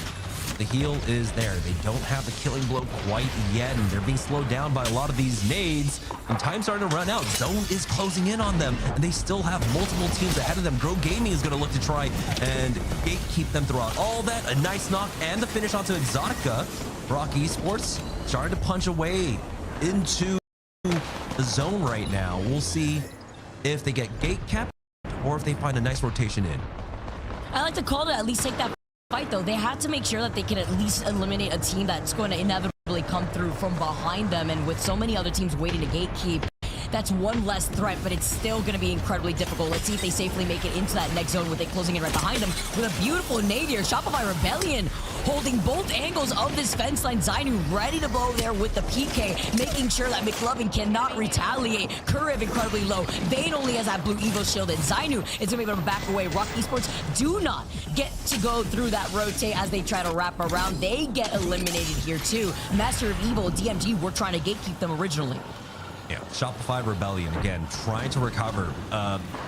Honestly, I don't know of a better word than disastrous day for them. Starting off with the first 3 maps, 0 points whatsoever. Picked up, I think, 6 or 7 points in game number 4. But now they need 2 really big games in a row just to try and salvage the day at the very least for themselves. Shopify Rebellion, we know that this is a squad that's been adjusting to the new roster and everything moving forward. So this is going to be a hard day to bounce back from, but it looks like they are still keeping their head down. They are still trying their best. For Oblivion, this is a squad that has been fairly consistent across the day. They've been able to secure themselves into top positions over and over again. They are in position to have another one of those games. 100 Thieves peeking on out, dishing out so much damage onto Grow. That's dropped falling, leaving only knocked left 100 Thieves. Doing a great job here on the northern side of the map. Pioneers end up falling here. And 100 Thieves now have actually a pretty decent rotate into the next zone as Grow Gaming will get knocked out. Now, that was a disgusting bubble placement. That was crazy. Being able to have it just off the slight lip so you could still be able to shoot at the team right below. Crazy work that we're seeing as RN Esports with a triple take in Huntsman's hands get the knock onto the rampart, and this is detrimental with how tight right now the overall leaderboards are looking. RN Esports hold the lead, but not by very much. It's a 2-point difference between themselves and Grow Gaming, and it's only up to Keepstar to stay alive. 12 teams still remaining. Maybe he gets another placement point for the squad. 11 now as THUGGETS end up falling here. So yeah, the ratting coming out from Keepstar could be huge. Jaguars was caught there, stuck on the wall, but Keepstar was not able to get that knock. Jaguar is still trying his best to heal up here. Very difficult spot. Team Liquid Alienware calling back the rest of his squad. Don't know if they realize that it's just the solo, but Keepstar is getting chased down.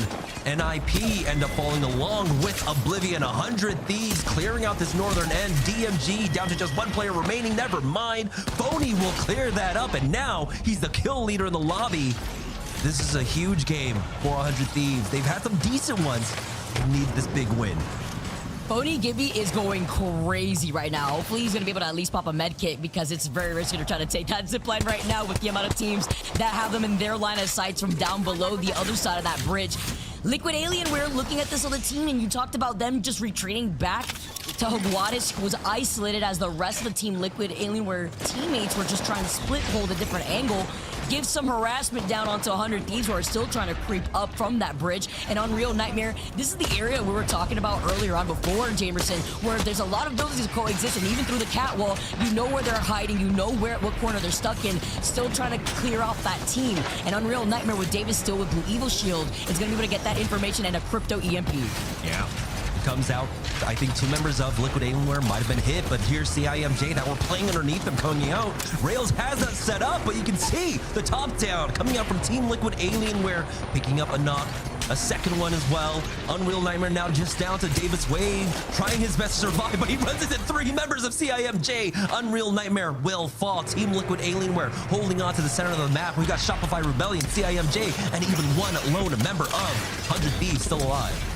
After they were just popping off too, it was very difficult for them to try to get back up onto the high ground without getting harassed by multiple teams. And Verholz is just staring down the barrel at Team Liquid Alienware. Do they know that he is a solo? No matter what, they can't even put their attention onto only Verholz when there's a fight happening right at their feet for the teams that do want to get onto high ground. Shopify Rebellion get wiped by CIMJ. That leaves CIMJ along with Team Liquid Alienware. Verholz trying his best to survive, but now it's going to be a clean 3v3. The battle lines are drawn, but it's Team Liquid Alienware with the high ground, and they are dishing out the damage. Team Liquid Alienware. We've been waiting for this turnaround in the day for them, and they finally execute on it, getting the Game 5 win. They needed it desperately. We keep hinting at it for a reason. They're one of the teams on cusp, perhaps maybe not qualifying with enough championship points, so they need everything that they can get. And this is the Team Liquid that we know they're trying to claw their way back into recognition, into the form that we know Team Liquid has been at before. But as you heard Hotstick in the interview, it's hard right now. Like, this is probably the hardest we've ever seen high-level Apex stand in terms of weapon meta, legend meta, making the adjustments you have to do with the different maps. And Liquid Alienware, they take the dub for game number 5. Again, this year has been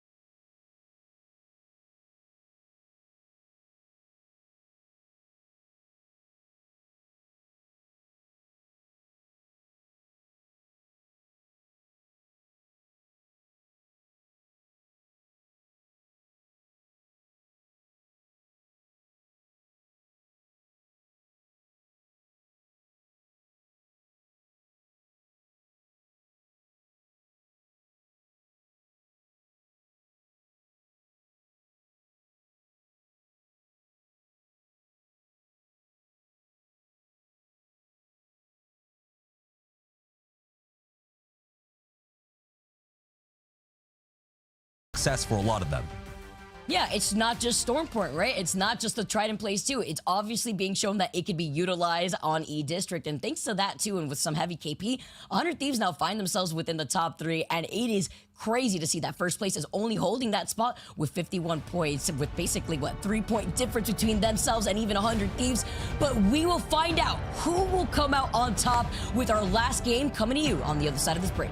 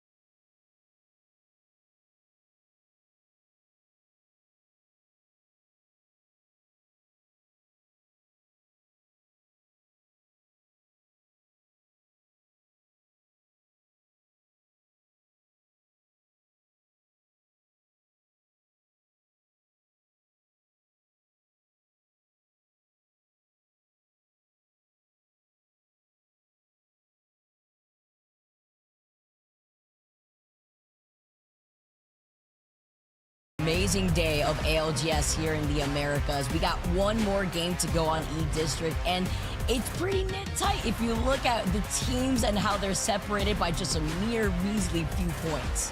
Yeah, we saw in EMEA, it was pretty clear who was going to win the day. This time around, though, it's still so many squads that can catch up. And so it is not set in stone. It is definitely written water above all else about who's going to come out on top. I mean, there was even a chance in that late game for Unreal Nightmare to try and walk away with this one. Verhulst, though, kind of threw a wrench in the spanners, made things a little bit more difficult for Team Liquid Alienware than they would have liked. But you can see that they were still calm and collected. They had the positional advantage here. So Team Liquid Alienware did everything right in this game.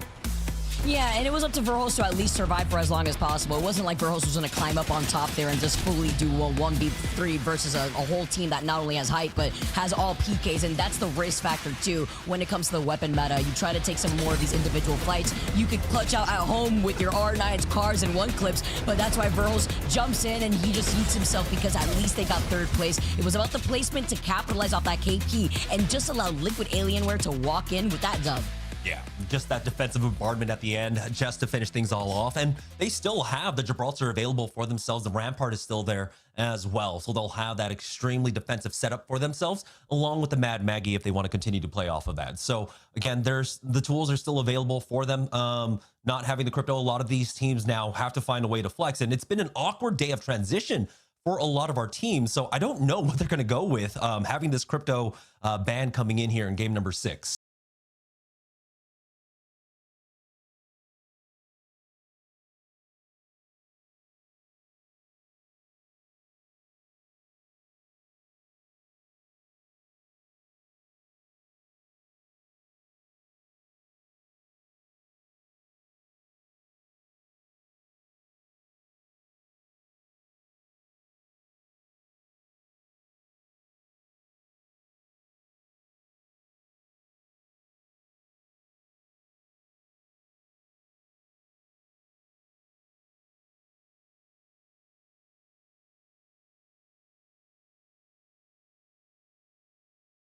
EMEA, even though they started off the season, the split, pretty partial to picking up that crypto early on, but kind of fell away from it just a little bit. But yeah, this is the second time, and again, it is in the final match of the day where he ends up getting banned. So we're still kind of in uncharted territories where a lot of teams are still trying to figure out this meta, I believe, especially when it comes to game number 6. This is where there's just so much chaos when it comes to team compositions. This is the chance right now. Liquid Alienware coming off the dub, have the momentum, and I feel like this is a very, when it comes to this team specifically, they're very mentally oriented in terms of how they feel with their confidence. And so once you get that dub going, even if it's a little late, you keep it rolling because there is that one last game that we have here on E-District, and Team Liquid landing over on the north side of the map over by Electro Dam have to know where the zone is pulling, because this zone is pulling over to Neon Square. If we didn't get a taste of the west side of E-District in that last game, well, don't worry. You're going to get it here. It may not be pulling far over to that north side that we had seen. It's going to be pulling more so closer to directly by Neon Square. Yeah, so they are definitely going to have to fight their way on in. There's so many chokes that teams will have priority to. 100 Thieves, we've been seeing them really utilize those power positions at the chokes to try and gatekeep teams and pick up kill points. So I think that might be one of the biggest threats that Team Liquid Alienware have to deal with. Also, we have a lot of our teams on the bottom side of the leaderboard that are looking to get aggressive in the early game here, that want to try and find these early fights. So for Team Liquid Alienware, I don't know if they want to just slow play things on in. There are a lot of scans for them to hit on the way, so I think that might be what they go for. Just slow play, scan as they move in, and just try to play for as late as possible. They're not too far off from the leaders of our lobby of Orin Gaming. I believe they're only down by 11 or 12 points. So if Orin Gaming go down early on, there's still a possibility for Team Liquid Alienware to even get first place today. It's crazy to say that too, because again, it's that one last explosive game with how close the overall standings are for today's results after these last 5 games, that this could just flip it on any of these top 5, even top 6 teams if Rock goes crazy. Grow Gaming, their objective here as they're going to start side questing are going to be able to get that Evil Harvester, get back up to blue now, and Grow Gaming are already on the way to plan out their next mapping because it looks like they also were able to get a beacon scan. Yeah, and this is another squad, like you had mentioned, the top 5. Currently, Grow Gaming in second place, only 3 points off from first. So barring, you know, just a disaster for them here, they should be fine. Keon has split up. There is, I believe, DGAP just ahead of them. I want to see what kind of intentions they have in this game. Do they want to get aggressive, or do they just want to take as few risks as possible? It looks like they're not going to take too many risks. BP, a team that needs to salvage the day, only 3 points. This is absolutely absurd. We were highlighting them at the top of both EMEA and Americas for the performance that they put on when it came to match day 2, but since then they have fallen off just quite a bit.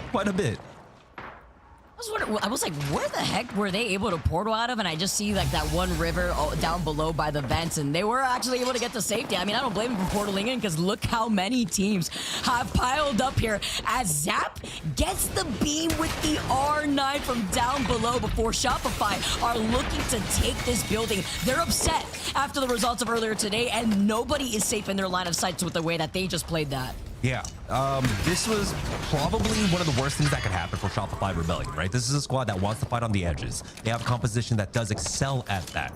And they have, players that excel at that. And so having the ring pulled towards them, it isn't quite what they wanted, but they are able to at least spot out, hey, we're going to have a pretty decent fight here. No one's going to want to come in for the 3P. We can take this fight. We can get the early KP. So this is at least a decent bounce back for them. Again, we have to remember 0 points after 3 games. So picking up 22 in the last 2 maps is at least salvaging the day. They can still, end up somewhere in like 5th or 6th place at the very least. And, it's not the biggest victory for them if they do have a really good game here, but at the very least, they salvage the day. Yeah, they can at least translate that into a much better outcome here on E-District. They have a lot of homework to do over by Storm Point. Or in Esports, that was the biggest turnaround I've ever seen. They was like, all right, not in this direction. We're going to have to rotate here. There's already a team up on that north side, and it was the Seer Tactical that gave it away. A Seer trying to get that scan, and with the Mad Maggie drill, makes you wonder who's waiting on the other side. Could that be Rock maybe here? There's other teams still rocking the Mad Maggie and the Seer. NIP's another one too.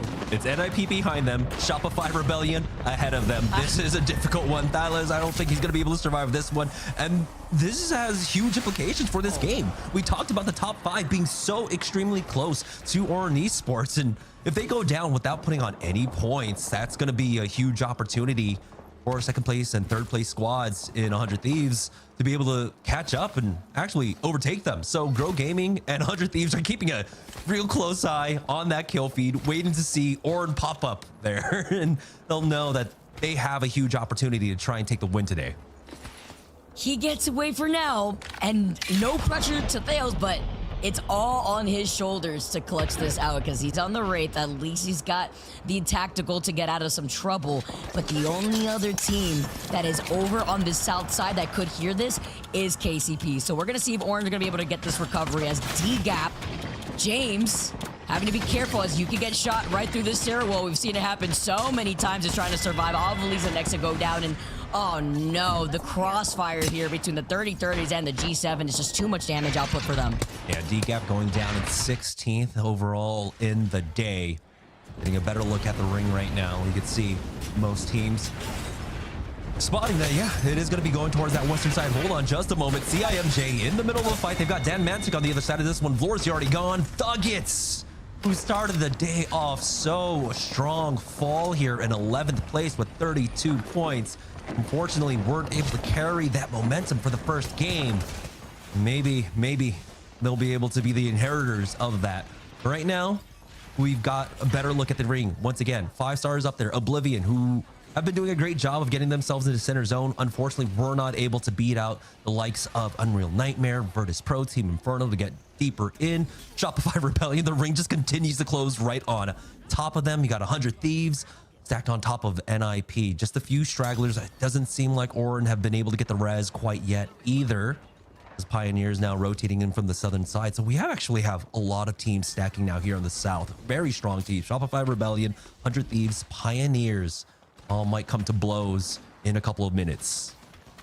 Just for the sake of chaos, I want the zone just pull over to the east side. Because Just we go to have seen Neon. this. Just go to Neon directly right there. Just for the sake of it. Because we have seen this zone before, I believe. And with the hard pull over to the west side, there is that slight gap that you would have to transcend. And it would be brutal for the teams that made the straight up call to be over by Neon. But Orin do it. They get the res. It took a little bit. Hopefully no one's around them because Rock Esports did take their time to rotate since they are on the complete opposite side of E District. So I'm assuming maybe they got to hear the res happen because Rock Esports will be the next opponents waiting for them in the edge of the zone. They will have a survey beacon to scan over at Street Market, and it does look like that's where they're trying to head towards.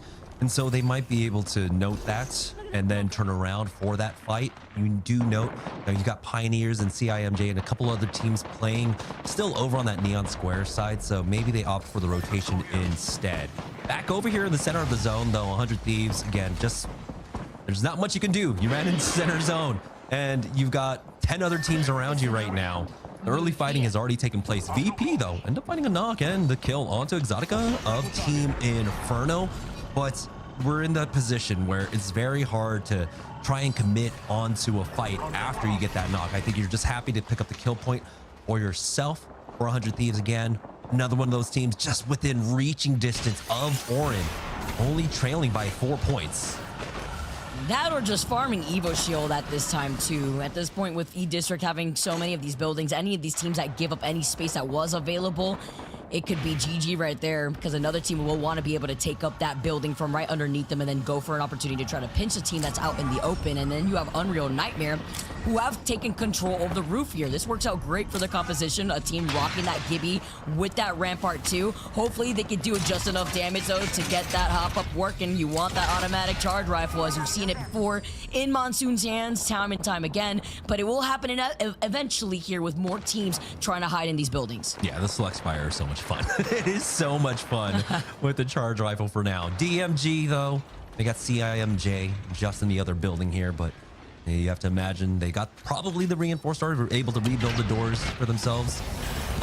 For DMG though, getting tagged by that Seer, but again, we're in that awkward position where enough teams are alive and the ring is small enough where you really can't follow up on anything. Getting a better look at the ring, and oh my God, Vicky, what did you do? No way. What did you do, Vicky? Who did you bribe for this? I am the game. No, I can't. Shout out to the announcer host that her voice is so crazy when we were able to hear her in person, one of the lands. But the zone has given everybody whiplash. Look at 100 Thieves, look at NIP, look at Shopify, look at Oblivion, by the way. These guys are zooming. I've never seen a team, by the way, rotate so fast. Orin are right there too. It seems as if this rotate actually ends up working out way better for Orin than they were expecting. Because remember, there were not a lot of teams waiting for them on that southeastern side of that next zone pool because everyone was banking on that western pool. Yeah, and that's why that ring scan would have been so clutch. But Orin and Grow Gaming are in the center of this zone now, though. So again, it's going to come down to the wire. Who's going to come out on top? For our third place team, 100 Thieves, they have 4 teams to their back. They still have to walk in with this one. They've got NIP just below them. Another team, Pioneers, actually started to rotate over on that side. And now a huge turn of fortunes for Orin Gaming. That smack dab in the center of the next ring. This is absolutely absurd. I can't believe Orin were able to recover like this and also have this miraculous pull for them. We take it from the Apex gods here. We don't question it. Stallions getting hit.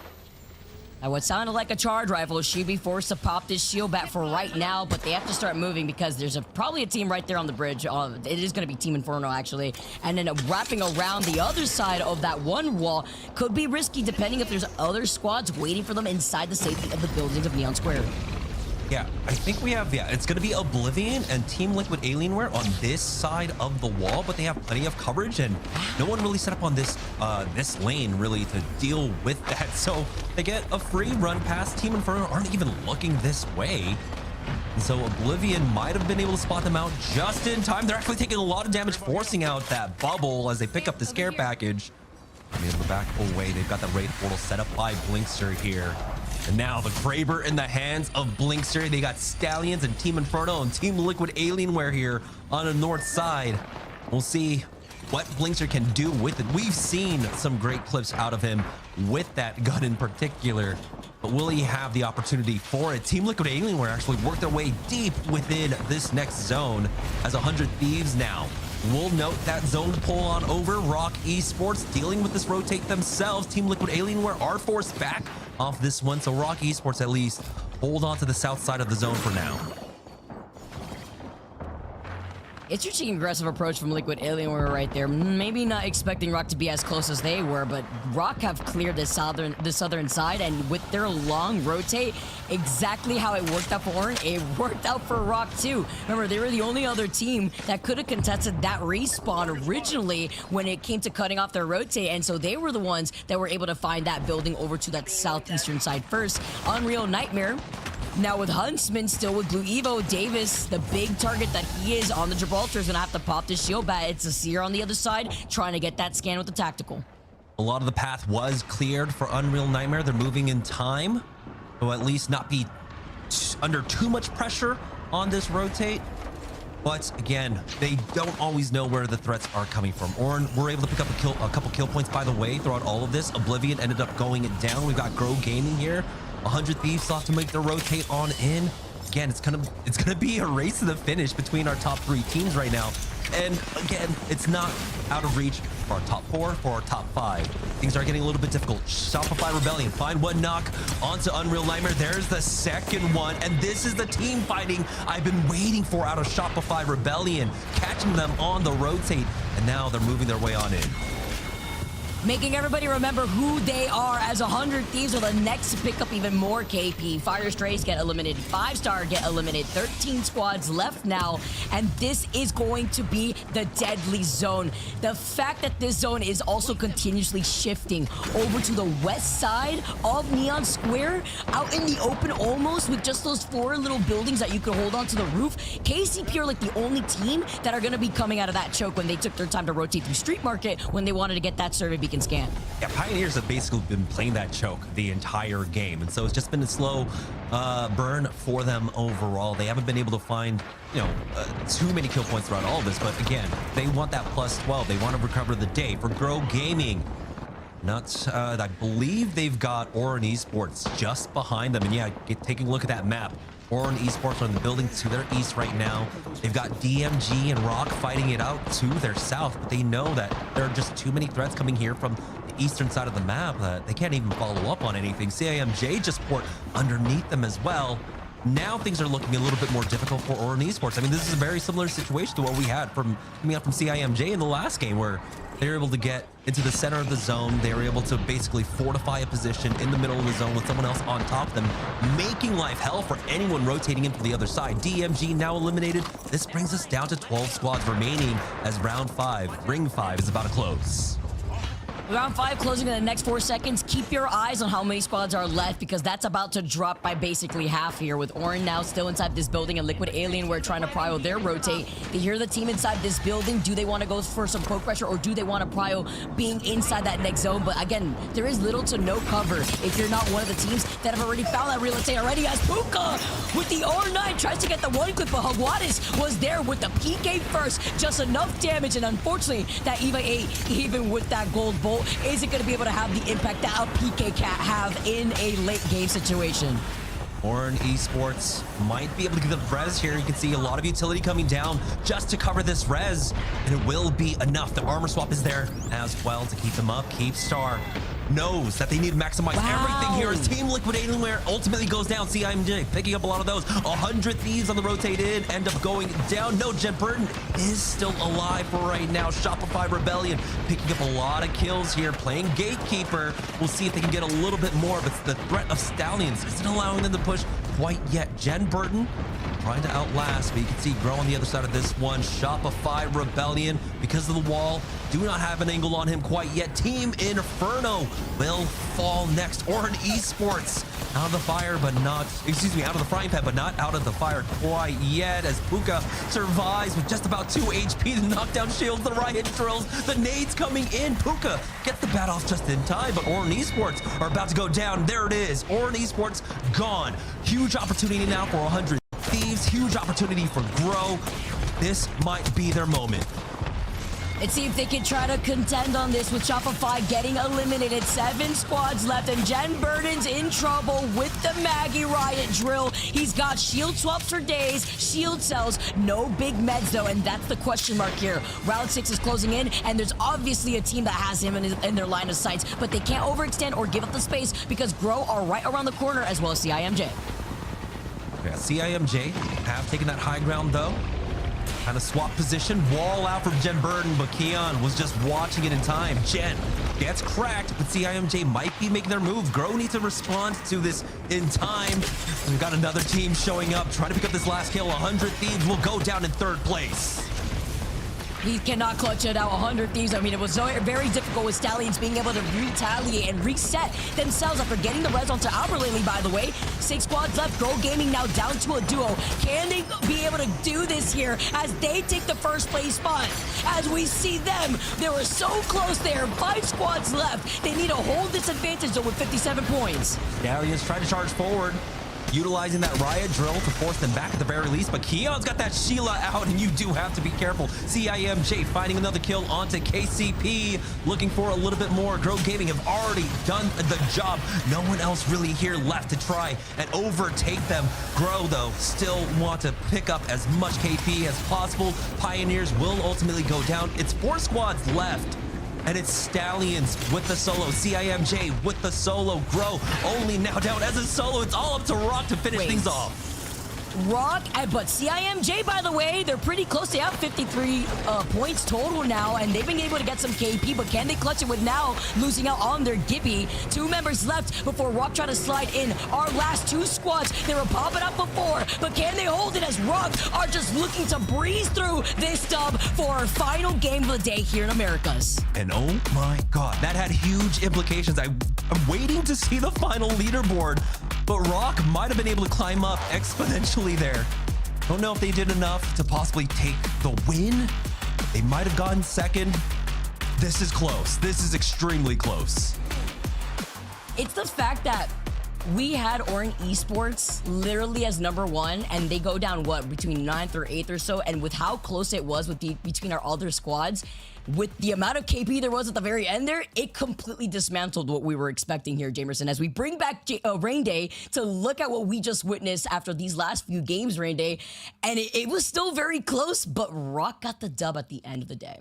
Yeah, I love the 3 teams in contention, and I got to give a shout out again to Grow Gaming, like we'd been talking about. They played very well. I thought Stallions, while they were sieging inside a building, just had the man and the health advantage. It was a 2 versus 3, but Grow took what they had done really well earlier on when I was casting with you guys in games 4 and 2, and they expanded on it, getting into a good building, making good decisions, being held down by that anchor play, you know, from Keon, who I flashed a look at his damage stats. I think it was about 1,500 in that last game alone. So just really, really performing at a high level individually, and that's leading to some really good results as a team. 11 points, even though they got 4th place. Stallions underneath that with a 3rd.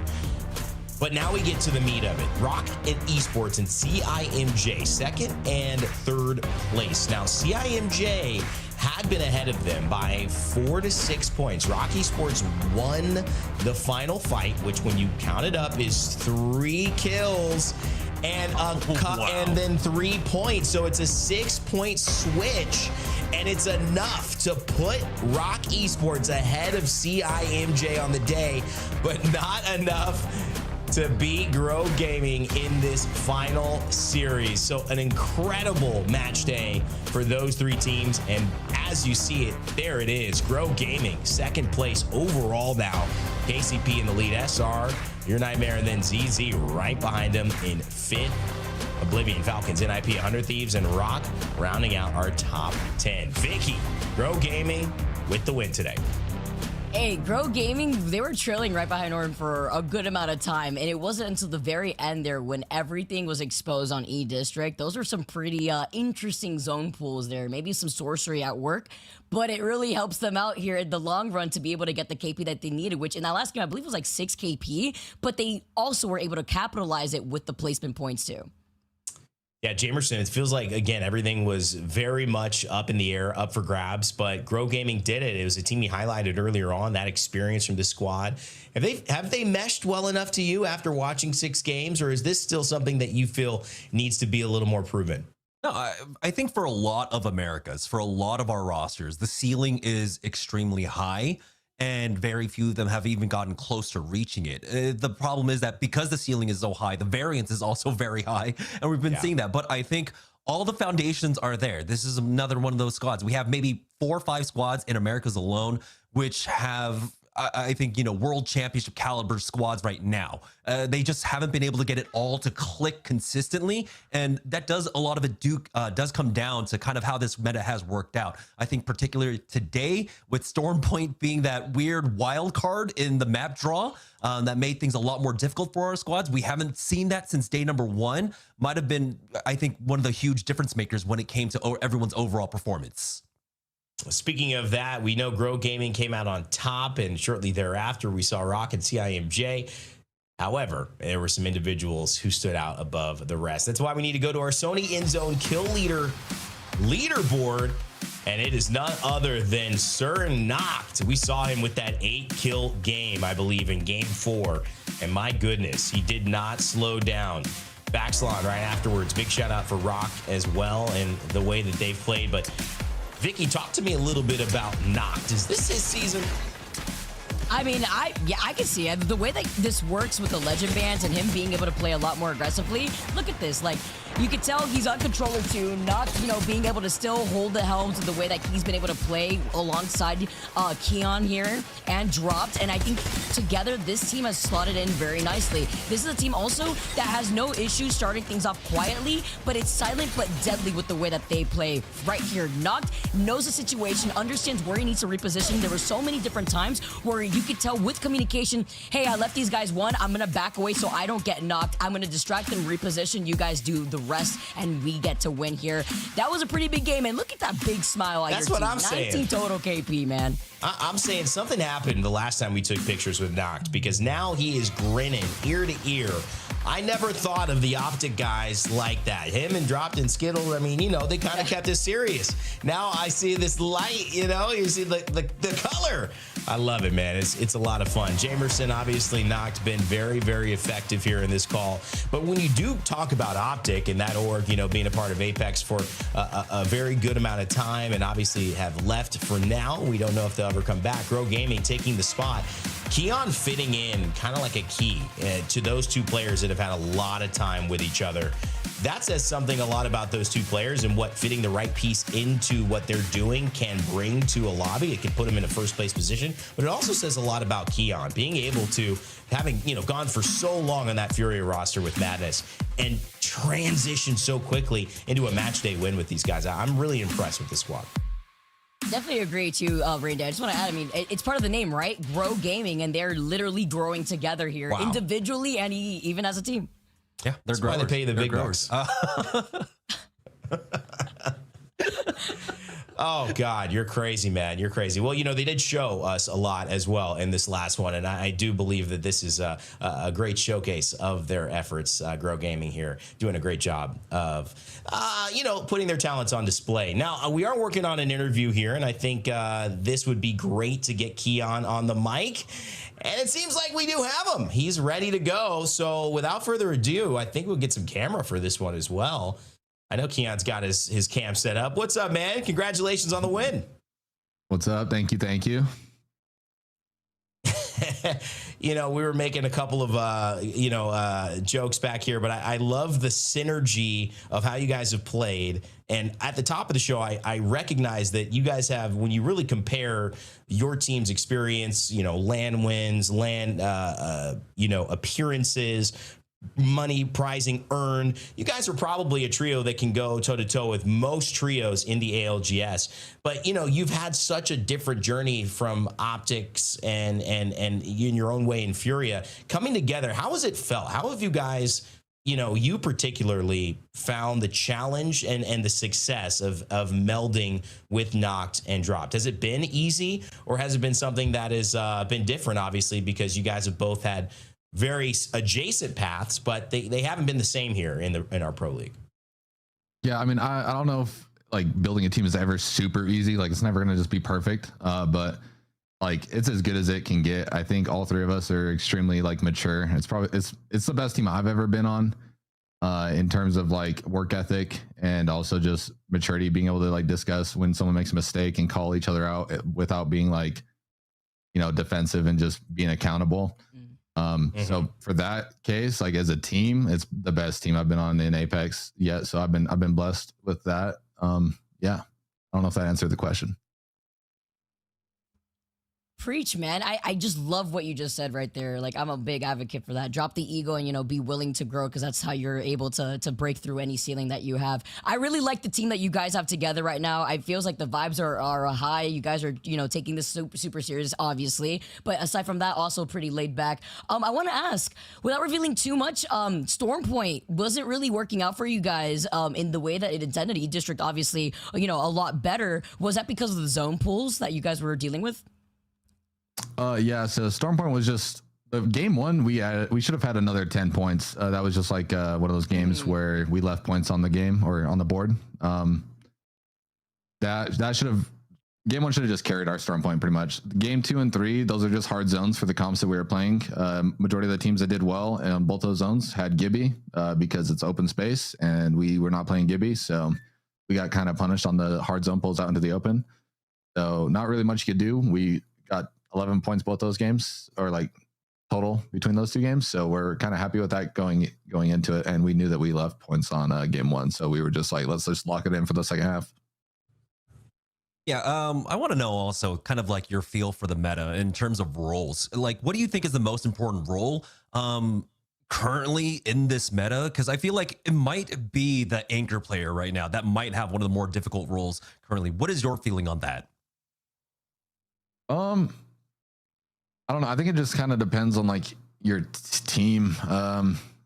Sometimes like you're not even your anchor players are necessarily anchoring, like sometimes you're on like SR, for example, like those guys will be playing like Rampart and they'll all just be running around, but it just happens to work out because they'll like one guy will look at the back at the right timing.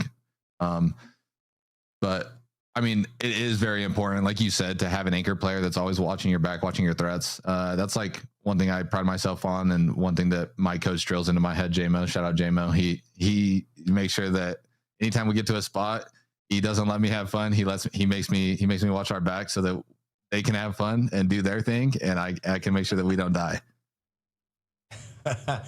Well, I think in Apex in general, having someone who makes sure you don't die is a lot more fun than you all just dying. I think we can all agree on that. We played many games ourselves of this great battle royale. Hey, Keon, congratulations, man! You guys look great. I think for good reason. You've put the rest of the league on notice, and I think in many ways the world, you're a team to contend with. Your experience is on par with pretty much anybody else who's going to be vying for it in Sapporo. So we hope you continue to show us what you guys got, and have a great rest of your split.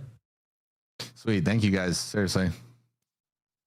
All right. Congratulations again to Keon on his win with Optic, or I keep saying that, but where they came from, Dropped and Noct, and the Grow Gaming, Noct and Dropped. And it's time for us to kind of start to close out the show, guys. It's been, 6 games of EMEA. It's been 6 games now of North America. We've got another 12 games tomorrow. But Vicky, this is going to be the one where we say goodbye to you. So walk me through just, your thoughts over 2 great series today, and what that has shown you as our embrace the change theme comes to an end.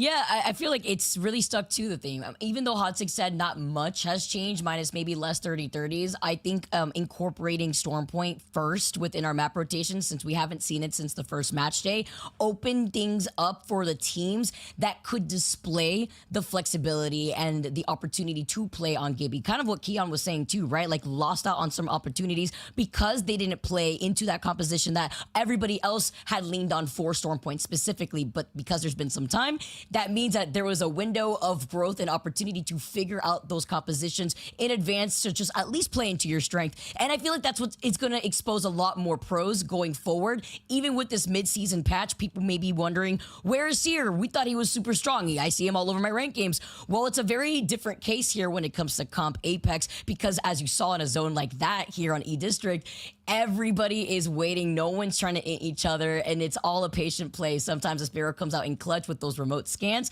and these are all just little things that paint the bigger picture in high-level ALGS play.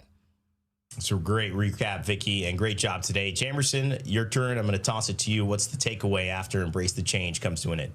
Honestly, we got to see some teams that didn't have to change as much, especially in EMEA, right? They had great, Go Next had a great job basically playing the game that they wanted to. But here in NA, in Americas, we are seeing that it's hard to embrace the change when there are so many changes. Even one of the teams that I highlighted myself, Shopify Rebellion, not playing their old compositions. There, I think, you know, some teams might be getting into their own heads to try to get ahead of the meta instead of utilizing what's already worked. And for a lot of the teams, they were able to note that, yeah, the Gibraltar play on Stormpoint, we're able to convert that into extremely strong wins. Right now, we're not seeing wholesale changes into this year. I think we've had that 2-week break essentially since the last match day to really figure that out just a little bit more. And teams realize, hey, we don't have to go for that wholesale swap on to the Seer, but we do still see it at the end of the day, which is why, again, I love that we have this legend band system so that we can have more flexibility in terms of composition at the end of the day. Overall, I love the overall strength that we have in America. So many different teams showing up right now. It's hard to say which is the best team in Americas, and it's going to come down basically to the wire, our final match day, to see who is the best in Americas. I can't wait. And you guys have been great. We can't wait to hear more of your voices here. And of course, on the journey to Sapporo, we appreciate everything you guys have done. We will talk to you very soon. But for now, we will say goodbye to Vicky and Jamerson.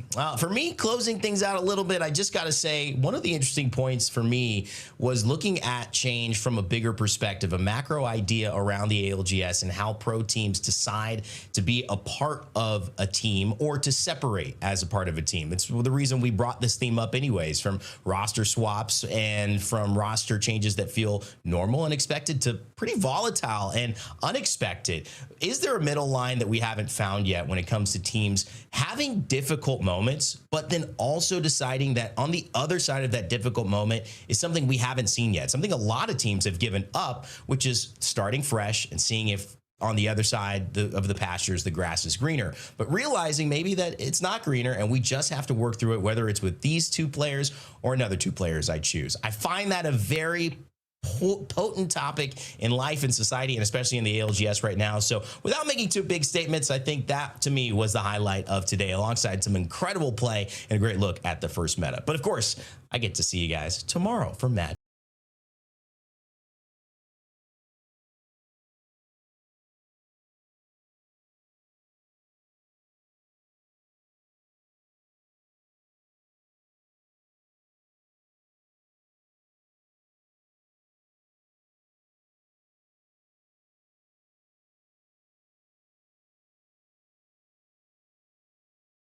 And Hal, for the first time after splitting up, go toe-to-toe as IGLs against each other in the same lobby. It's going to be fun. Remember, if you want to keep up to date with all of our information around the ALGS, make sure to follow us on X, on Instagram, on TikTok, and of course on YouTube at Play Apex Esports. If you're watching on Twitch, well, you're at twitch.tv/PlayApex right now. That's been Jamerson, Vicky, Kitty. I've been Rain Day. Thank you to everyone who's been watching. You, our chat, our amazing fans, EA Respawn, Esports Engine behind the scenes. And as always, remember to never give up, never stop gaming. And we will see you all for Match Day 7.